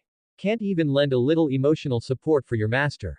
He then continued with an exasperated voice that just amused Lestat. Not my style. If you wanted emotional support, you should have opted for Dr. Phil. Lestat said nonchalantly. You know, there's one more thing I'm up a stump with. Alex pondered while rubbing his chin. And what is that? Lestat queried apathetically, weary of what he thought is a boring conversation. Why, I haven't threw you into a black hole yet. Alex said in an eerie echoing voice. Lestat looked over his shoulder and saw his master's glaring eyes, glowing like hellish embers. He began to feel a creeping apprehension but remained calm. Because life without me would just be more unbearable, he then said with a casual grin. Fair enough. Though Armand begs to differ, Alex replied with a nonchalant voice. His iridescent deep blue eyes were once again visible as the eerie glow subsides. So now what? Lestat inquired, though this time in a much more reverential tone. Well, he bested me. That I would admit, Alex said indifferently. I suppose a reward of some sort would only be fair. He then hummed, followed by an ominous demonic grin that emanated on his face. At that very instant, Naruto thinned away until he was akin to that of a soap bubble, except that he kept his shape. What did you do? Lestat staggeringly queried. He could see the ice pinnacles through Naruto as clearly as he can see things through translucent glass, and all over the shinobi played and flashed the delicate iridescent colors of a lustrous gem that has been exposed to a bright beam of lurid light before he faded utterly like dissipating smoke. You'll see. Oh, and don't blink, you might just miss it entirely. Alex said with a boyish smile on his face and in a pleasantly piercing voice that was like the soft luminescence of distant stars translated into sound. Then with an indolent flick of his wrist, a shroud of darkness descended and engulfed the earth, accompanied by a penetrating crackle that was like the crashing and crumbling of shattered worlds, and a black flowing of ruinous things that went past through the darkness. Then with an ethereal spark of creation, illumination came instant and complete, brighter than the fervid blaze of midday as reality wavered like wind-blown reflections in a pool, and time flowed backwards with the silence of a dreamless sleep. The battle-decimated landscape then reverted itself into its unspoiled state, when destruction touched it not. Naruto found himself in a familiar locus. He was in the living room of their house, holding a night piece and was in the middle of making his final move, for he and Jasper were playing chess while the rest of the family were spectating their match, save for Edward, who was upstairs listening to Claire de Lune. He saw the picturesque view of the Calawan River through the transparent glass wall before it was utterly ravaged by the chaos and destruction that has descended upon it during his ruinous fray with Raylime Shykorth.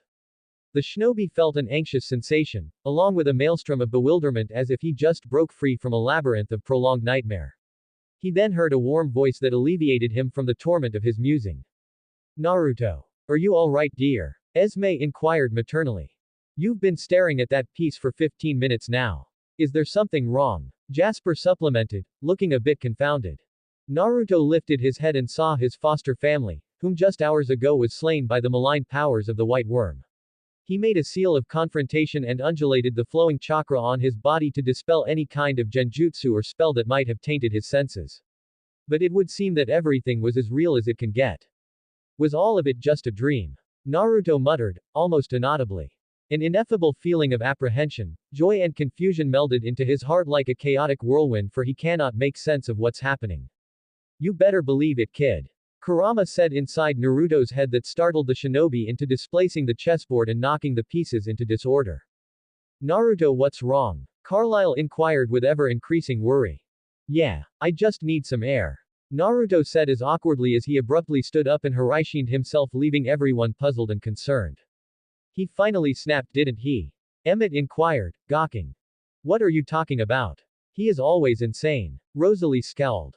The shinobi materialized into the zenith of the towering tree where he placed his jutsu's formula.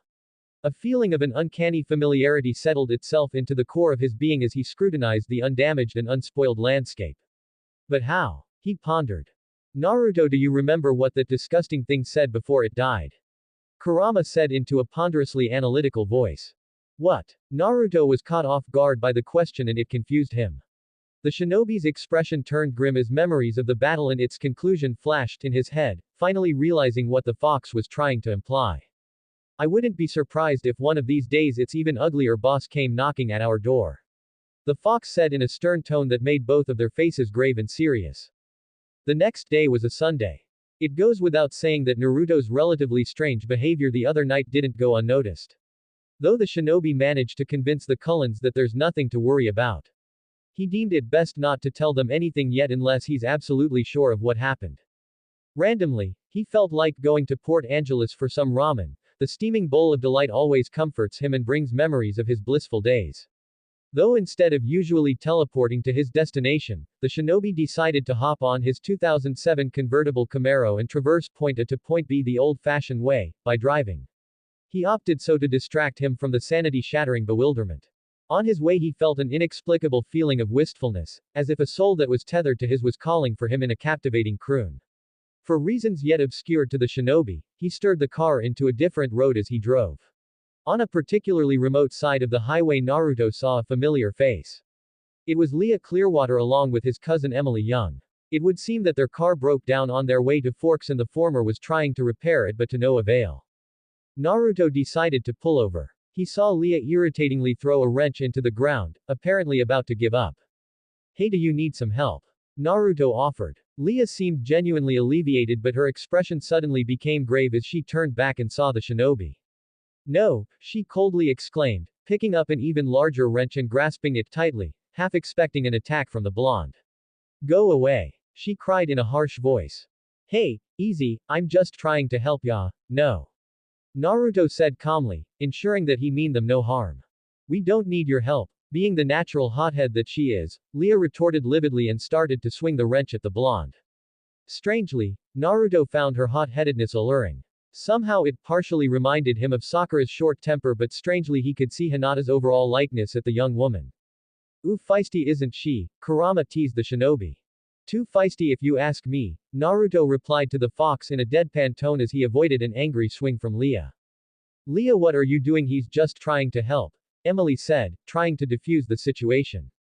Get behind me, Emily. We can't trust the likes of him, Leah said sternly as she contemptuously glared at Naruto. Confused, Emily acquiesced and did what she was asked. Naruto caught Leah's arm as the latter swung her wrench too hard and nearly fall out of balance. Look, miss. I don't want any trouble, okay, so I'm just gonna leave.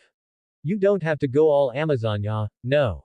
The shinobi said but was dumbfounded to see Leah's brown eyes staring at him not out of contempt but of innocent wonderment. Your hand, it's so warm. Leah muttered. However, it's not the only thing she noticed that came as a surprising shock. Staring directly at Naruto's azure eyes produced a peculiarly nostalgic spark in her deepest core. Like he knew the blonde all her life and shares this perdurable bond with him, and yet this is just only the second time they meet. You love birds need some alone time or something. Emily puckishly coughed with a naughty smile on her face.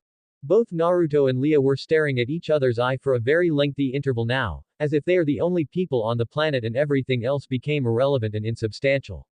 However, as soon as both realized the awkwardness of the situation, they quickly moved away from each other, slightly blushing. I think your car's battery is dead. Hang on, I'll get the jumper cable on my car. Naruto said sheepishly and with somewhat flushed cheeks. Yeah, sure, Leah replied in the same awkward manner, avoiding any more eye contact with him. Naruto then drove his car next to Leah's and went out with a pair of jumper cables. He then opened the hood and attached the cables to both terminals, then connected it to the other automotive's battery. Afterwards he started his car that begun the jump-starting process. It took a few minutes to revive the batteries, and in this interim Emily's cell phone miraculously caught service. Moved away to a quiet spot, away from the noise of the idling engine, and made to call just in case the car breaks down again. While her cousin was away and wasn't looking, Leah finally decided to confront Naruto. You're different from them, she said, looking at the shinobi. So I've been told, Naruto said with a gentle smile as he removed the jumper cables from the now charged battery. He knew exactly what she meant and decided to just be casual about it. They say you're the most dangerous of them, Leah said with lingering trace of suspicion in her voice. More dangerous than you with a wrench. Naruto quipped and chuckled lightheartedly that made Leah smile and giggle as well. I'm sorry about a while ago, she apologized, a little bit ashamed from her actions earlier. Don't worry about it, Leah. Naruto responded with yet another gentle smile. How did you know my name? Leah retorted, raising a brow. Your friend mentioned it earlier when she was trying to calm you down, remember? And your uncle kinda announced it loudly the first time we met at that ramen house. Naruto explained that made Leah suddenly chuckle. Is there something I said? He then asked, confounded by the latter's reaction. Actually, the uncle you're referring to is Sam, my boyfriend. Leah responded, barely able to maintain her composure from all the chuckling. She never met someone that made her laugh like that, and admittedly she found it blissful and intriguing at the same time. Oh, Naruto said, also smiling but somehow felt saddened by the statement. Aren't you two enjoying yourselves? Emily said with a cheeky smile on her face. Just a smidge, Naruto replied. Well, I have to get going, he then continued but had great difficulty uttering every word. Wait, Leah involuntarily said in an anxious voice that made Naruto turn around and Emily secretly smile. I'm sorry, it's just I didn't get your name, she then muttered awkwardly. It's Naruto. Naruto Uzumaki, the shinobi said, flashing a gleaming white smile that was as entrancing as the blissful light of 1,000 dawn. Clearwater's residence. As the days passed, more and more Quileute youths are phasing into their wolf forms. Phasing is a defense mechanism triggered when a Quileute crosses the scent of vampires and senses the tribe's need of protection. This has troubled the elders and deemed it a bad omen, for if half of their fears are true, then the old enemies of their tribe, the Cold Ones, has once again returned, and it's only a matter of time before they descend upon them with their bleeding touch. Leah, are you alright? You haven't touched your food. Her mother, Sue, asked worriedly. I'm fine, Mom. Leah responded as she fiddled with the food on her plate. She's just thinking about that boy earlier. Emily said, giggling. Ooh, is he cute? Do I know him? Sue smilingly queried like a teen girl, though her voice retained some maternal curiosity. Pretty damn hot. In fact, he's the most gorgeous guy I've ever seen. I think his name was Nar, Emily said excitedly, but was cut off near the end of her sentence by Leah. Stop it, Emily. Leah harshly chided her, then walked out. Leah, where are you going? Harry inquired. He and Seth just arrived from Charlie's when he saw Leah lividly stormed out of the dining room. I'm going for some air. Leah retorted. Sorry, Emily apologized in a sheepish voice for what she thought of crossing an invisible line. It's okay, dear. It's not your fault, Sue comforted her, placing a hand on Emily's shoulder. On a moonless and starless night, under an arching willow tree is where Leah decided to cool her fervid temper. Implacable she sat, immovable she mused, deeply pondering about the emotions she couldn't fully comprehend. The image of Naruto's azure eyes, gentle white smile and sharply handsome face only became more vivid and lucid as she futilely tried to erase him on her head. Hey Leah, Emily said timidly. Emily, what are you doing here? Leah said in a much calmer tone. I'm sorry if I offended you in any way earlier. It's okay. I'm sorry for losing my temper. So, we're good. Yeah. Though please don't tell anyone here about Naruto. Why? Emily inquired, perplexed. It's complicated. It would be better if you don't know, Leah replied, staring impassively at Emily. Though deep inside she was anxious about two things. First, Naruto is with the Cullens and he is considered to be an enemy of the tribe. If anyone is to find out that she's having other emotions for the blonde other than hate, all hell will break loose. Second, she is with Sam and she loves him more than life itself. Forks High School, after school. Bella avoided Edward all day so that he would know that there's something going on in her mind, as his telepathic gift fails to read it. Being extremely protective of Bella, this has impelled Edward to follow her. She waited at the back of the school, on the field, and as expected he showed up. Edward stood near the forest, facing Bella. It would seem that he's already aware that she has somehow deciphered his family's secret. Bella walked towards him, passing the vampire without making any eye contact, then continued towards the forest. Striding deep into the woodland of towering lichen-crested trees and lush vegetation, stopping only when she was absolutely certain that there's no longer anyone around. The dappled shadows of the dark forest, along with the eerie cold air, played like a phantasmagoria in her eyes. You're impossibly fast and strong. Your skin is pale white and ice cold. Your eyes change color, and sometimes you speak like you're from a different time. Bella's broke the silence. Her voice was quivering and her fear heightened as Edward slowly approached her. You never eat or drink anything. You don't go out in the sunlight. How old are you? She queried. At this point Edward was just inches from her and she could feel his clothes on her back. 17, Edward replied with a bit of nervous tremble in his voice. How long have you been 17? Bella once again inquired. There was an uncanny moment of silence before Edward answered. A while, he said in a velvety voice. His response confirmed all of Bella's suspicions. She started to pant, breathing heavily in rapid succession as she tried to assimilate what she just heard. I know what you are, she then said, briefly able to exert some control over her nerves. Say it. Say it out loud, Edward demanded with a stentorian voice. Say it. Vampire, Bella mumbled loosely. The penetrating trepidation emanated as a strange pallor that mottled her cheeks. Are you afraid? Edward inquired, glaring. Bella turned around and looked him straight in the eyes. No, she answered confidently. Then ask me the most basic question. What do we eat? Edward sighed. His voice was cold and intimidating. You won't hurt me. Bella replied with a breathy voice as out of sudden Edward took her arms and started walking up the mountain at incredible speeds. Where are we going? Bella then inquired, accented by a shivering of fear. Up the mountain. Out of the cloud bank. You need to know what I look like in the sunlight. Edward replied as he strode with inhuman swiftness, giving Bella the sensation that they were flying. Finally they reached their destination. It was at the apex of the mountain, where the overhanging clouds end their dominion and the moss-covered vegetation was bathed with the sporadic streams of sunlight. This is why we don't show ourselves in sunlight. People would know that we're different. Edward sighed as he put Bella down, undoing his shirt then walking into the sunshine. This is what I am, he then continued, sparkling as if thousands of diamonds were embedded in his skin. It's like diamonds. You're beautiful, Bella said, completely awed. Edward's shimmering skin has dazzled her both in the literal and figurative sense. Beautiful. Edward scowled. This is the skin of a killer, Bella. I'm a killer. He then said, walking of the rock. I don't believe that, Bella said as he followed him. It's because you believe a lie.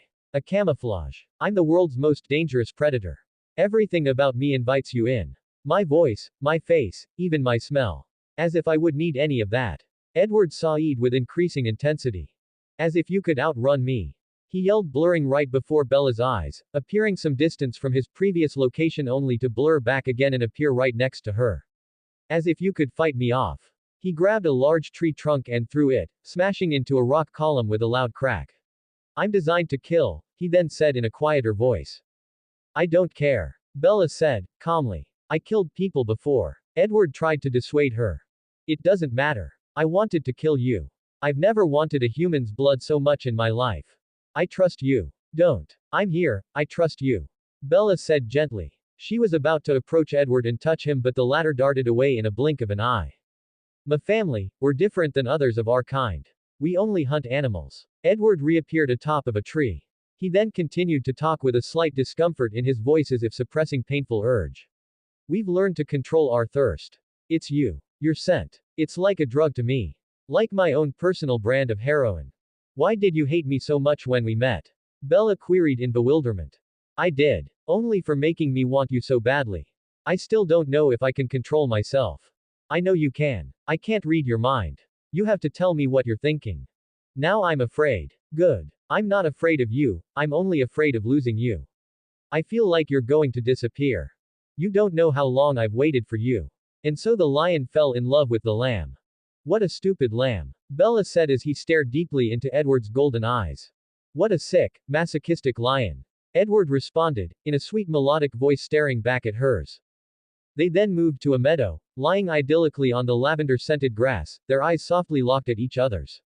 Suddenly the sun's rays penetrated the unyielding clouds, shining upon them, making Edward's skin sparkle softly with a gentle glimmer. About 3 things I was absolutely positive. First, Edward was a vampire. Second, there was a part of him and I didn't know how dominant that part might be that thirsted for my blood. And third, I was unconditionally and irrevocably in love with him. Bella thought as she looked soulfully at Edward. At that moment both of them felt a connection, a spark, an unbreakable bond that no power could sever. The next day. Monte Carlo, that's our prom theme. Jessica inquired while she and other students are looking at the flyers being handed out by Eric. Gambling, tuxedo and Bond, James Bond, Eric replied confidently, handing a flyer to Jessica which the latter found genuinely interesting. Suddenly, as Angela was sweeping with her camera, she caught a fascinating sight.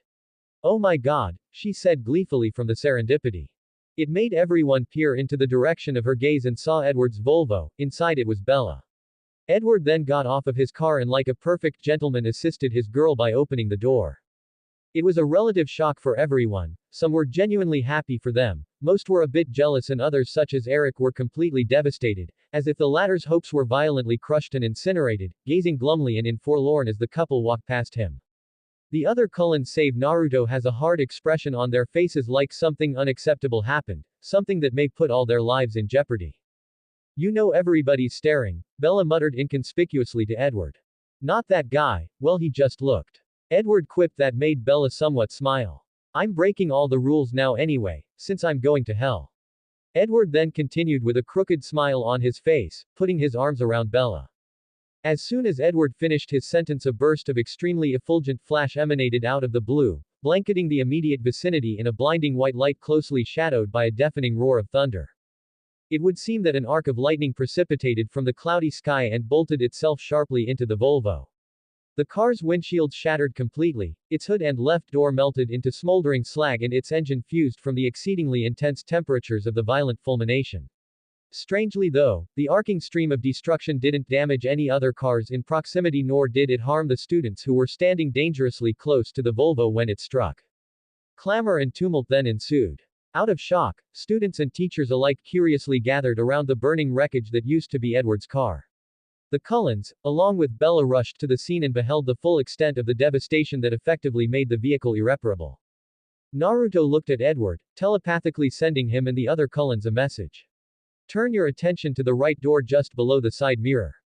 His stern tone was much more directly felt by his siblings as his current disposition laced the extrasensory message. Just beneath the side view mirror, right where Naruto pointed out, there were scratches elicited by the destructive power of the bolt that for some reason looked like a serpentine arrangement of letters.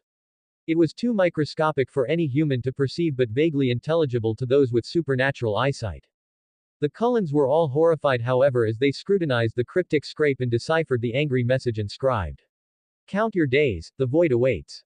Bella noticed the Cullens' reaction. They were all glaring at the car with a grave and glowering expression as if they've seen something in the wreck that none from the growing crowd hasn't. Days have passed since the unfortunate incident. Due to the strange and horrifying circumstances that occurred the previous days, Naruto conjured a shadow clone and decided to visit the one place where he think he might get an answer. Decades ago he studied archaeology at Miskatonic University in Arkham, Massachusetts. Under the direct tutelage of Dr. Henry Armitage, who is not only a respected scholar and linguist but also has great knowledge of the occult and has on more than one occasion brushed against otherworldly powers and entities. However, Dr. Armitage is now long dead, having succumbed from old age of 80 in 1945.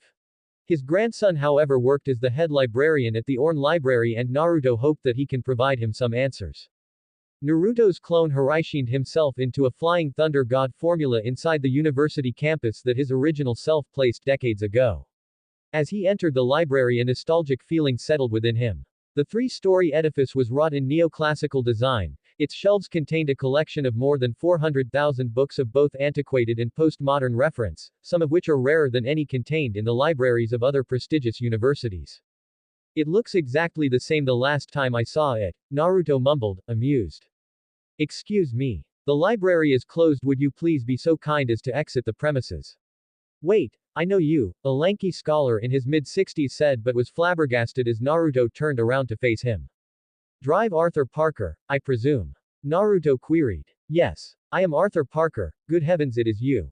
Dr. Parker said as he musingly sifted through his memory. I was but a little boy when I last saw you, Mr. Uzumaki. Having a serendipitous eureka moment, Dr. Parker then continued, smiling from the awe of seeing Naruto again after more than 50 years. Though I must admit, I am most curious as to what reason brought you here after all these years. He then inquired ponderously.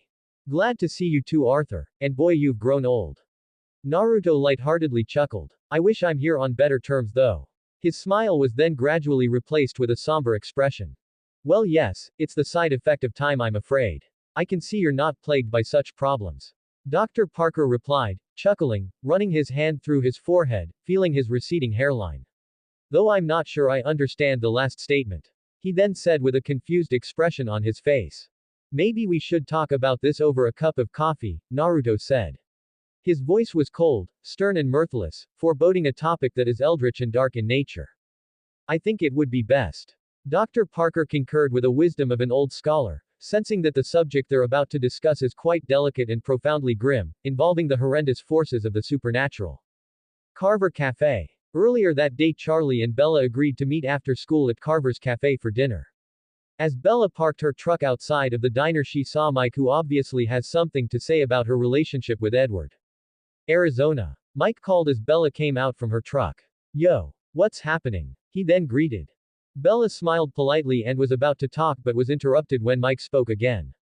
So, you and Cullen huh? I don't like it. I mean he looks at you like you're something to eat. He said. Superficially he was smiling and his voice sounded innocent enough with just enough tremble of concern on it. On a more profound scrutiny however, one would notice that his tone was gilded with jealousy and was so colored with an intense hatred for Edward. Isn't that right, Alex? He then tried to rally support from the young man who just arrived on the scene long enough to overhear their conversation.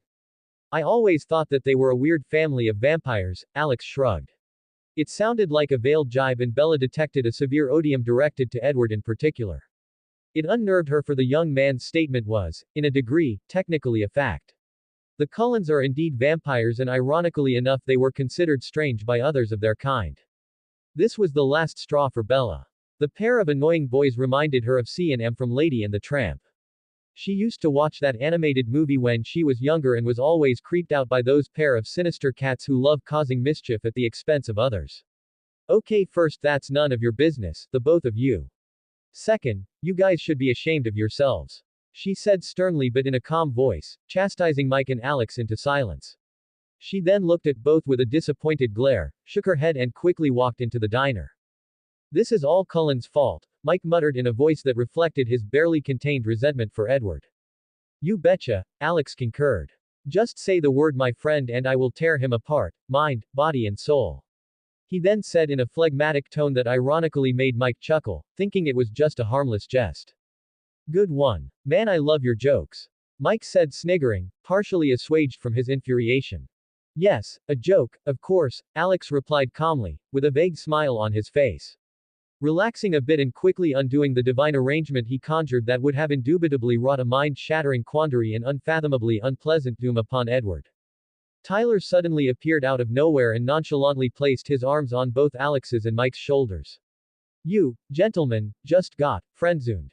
He then teased with a trolling smile on his face, much to the displeasure of the two who can't help but grimace on the awkward situation. Bella looked around spotting Charlie in their usual spot. She then walked over and sat next to him. I'm sorry I'm late. Biology project, Bella said as placed her bag atop an empty seat. I ordered you spinach salad. I hope that's okay. Charlie replied. You should order one for yourself next time. Cut back on the steak. Bella teased him.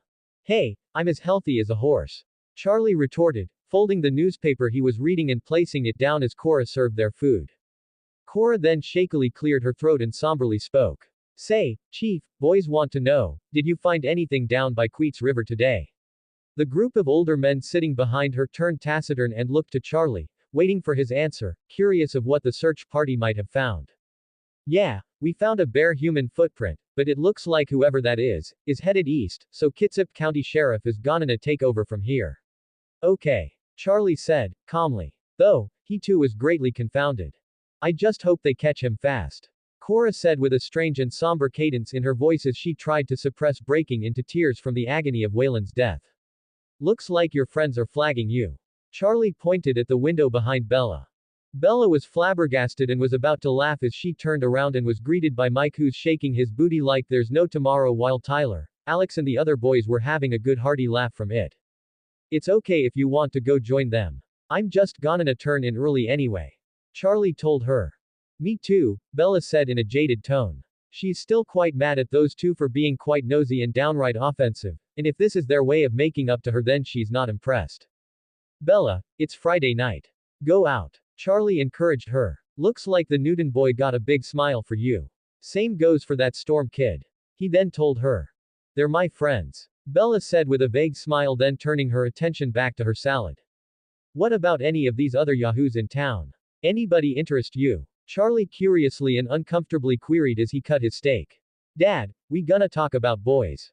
Bella smirked from the strange question. The image of Edward flashed in her mind.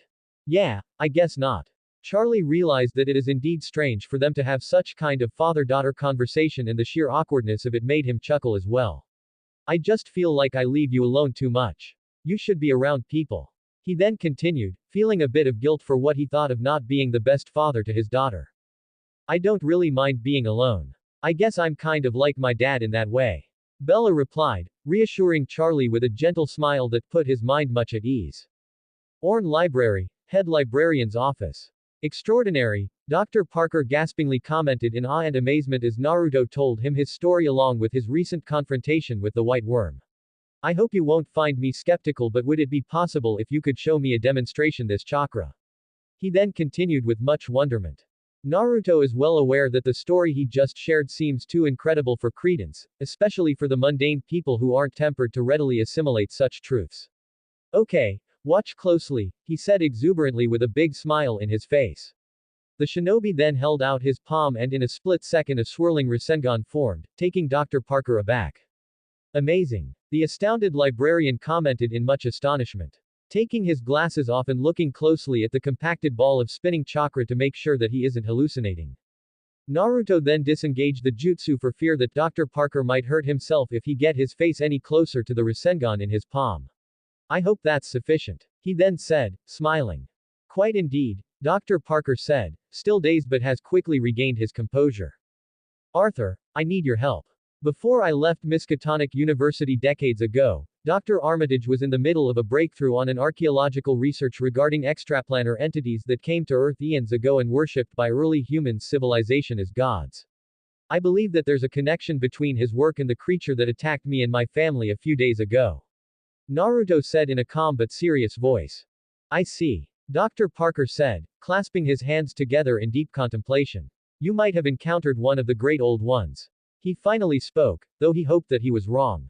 Great Old Ones? Naruto inquired, perplexed. According to legend, the Great Old Ones, as the epithet implied, were unimaginably ancient and malignant creatures that once ruled the world as gods, constantly demanding bloody sacrifices and spreading cataclysm and madness wherever they go.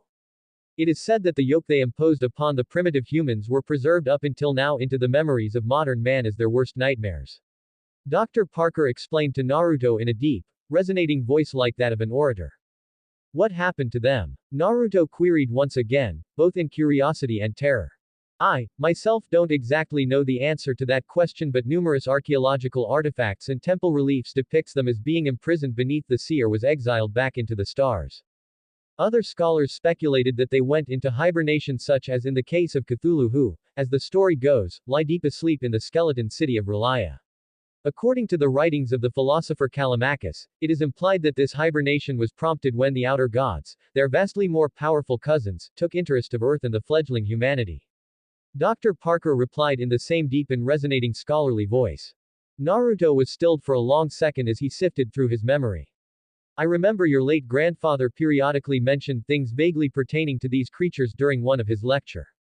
I'm sure he made a compilation of his research regarding them. I'm afraid they are no longer available. Naruto. Most of his works and other priceless manuscripts were lost during a fire years ago. Well, there is his journal, but I doubt it will do you much good.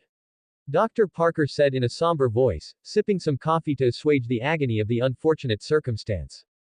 Would it be possible if I could examine it? Naruto asked keenly. Of course, Dr. Parker complied, taking a leather-bound journal off from a secret safe behind the painting of his grandfather, then handed it to Naruto.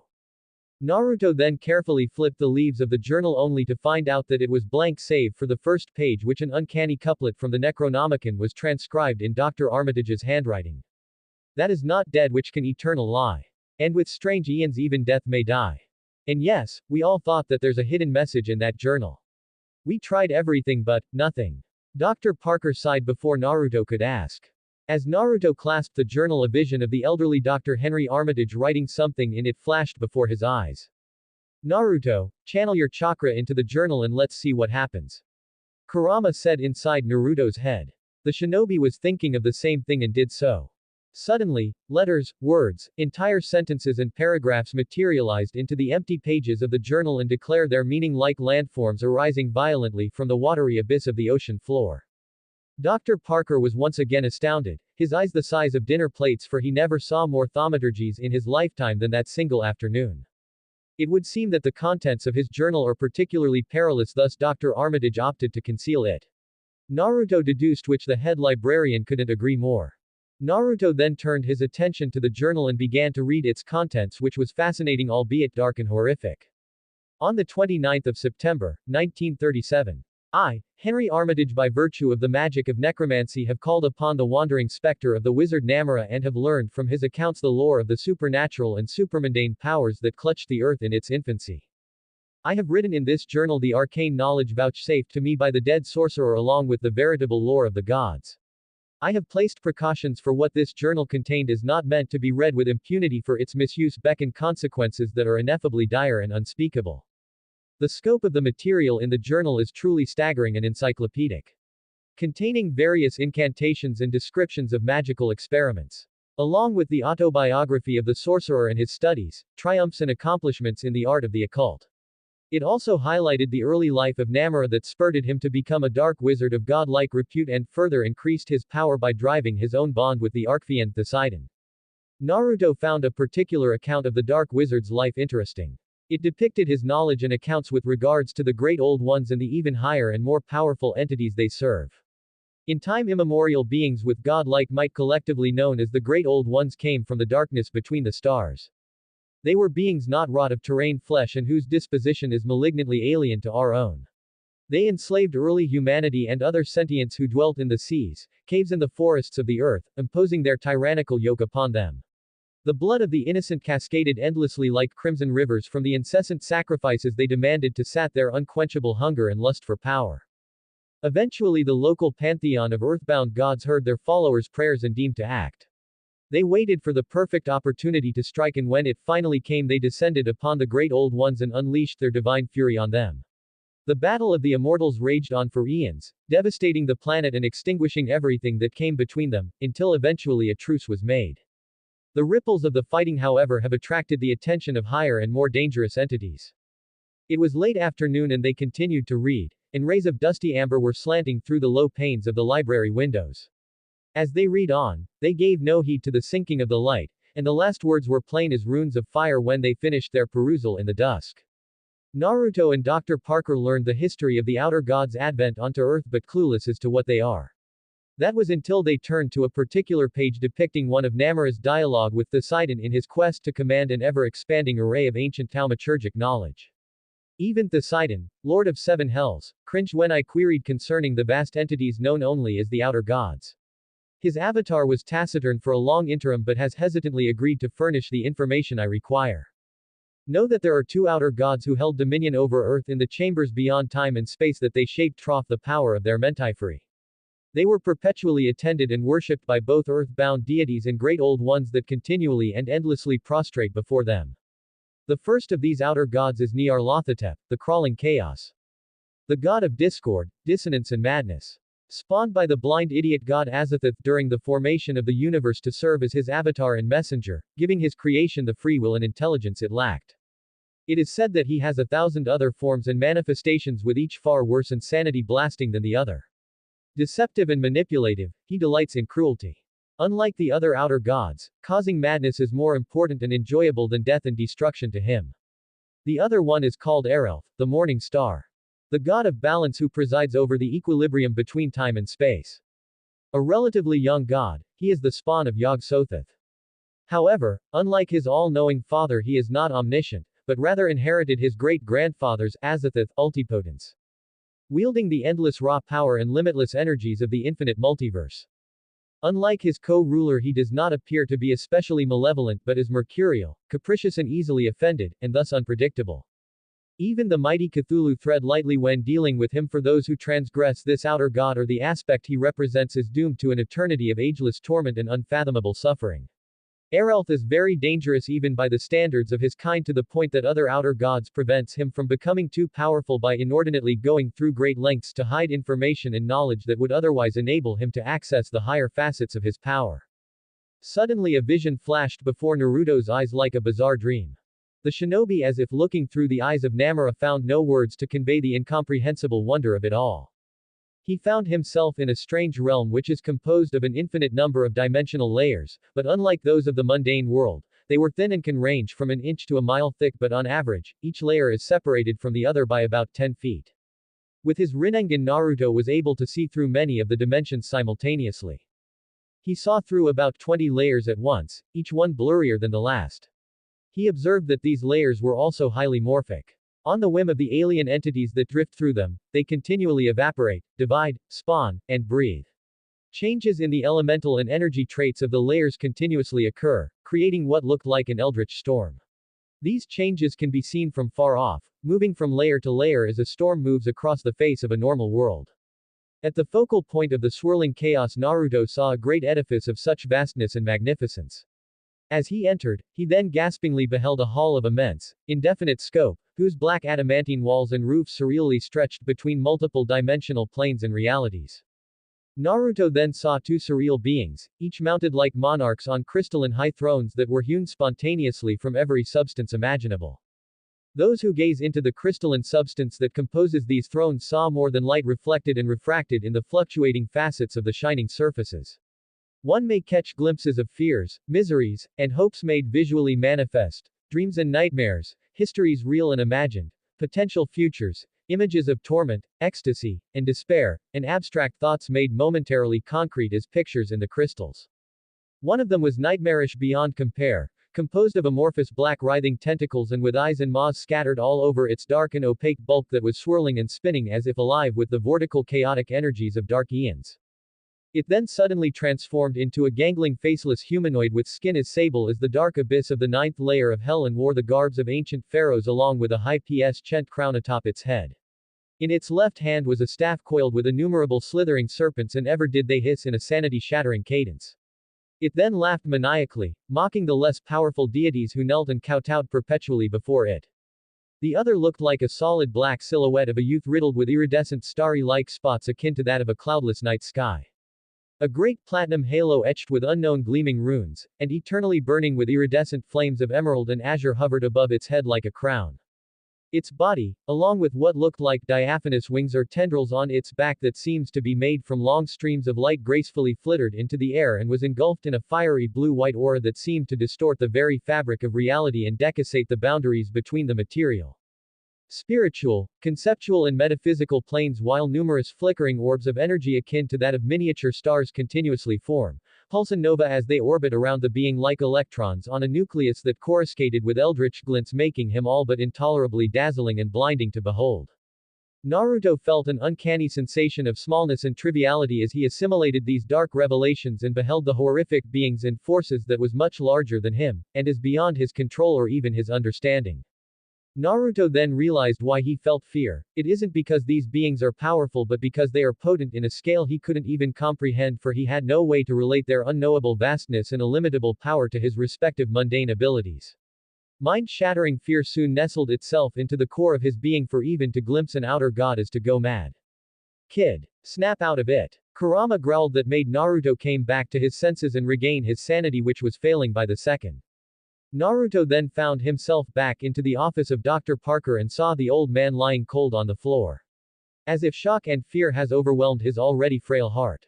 The shinobi then used his six-path sage power to revive the latter and cast a genjutsu to erase the mind-shattering visions from his psyche. He then made a seal of confrontation and cast a powerful genjutsu with his Rinnegan. The letters on the pages then started to fade and disappear like ebbing tides, leaving only lacunae of blank void. He opted to do so in order to make certain that none could unwittingly unleash the horrors contained within the journal. To be continued.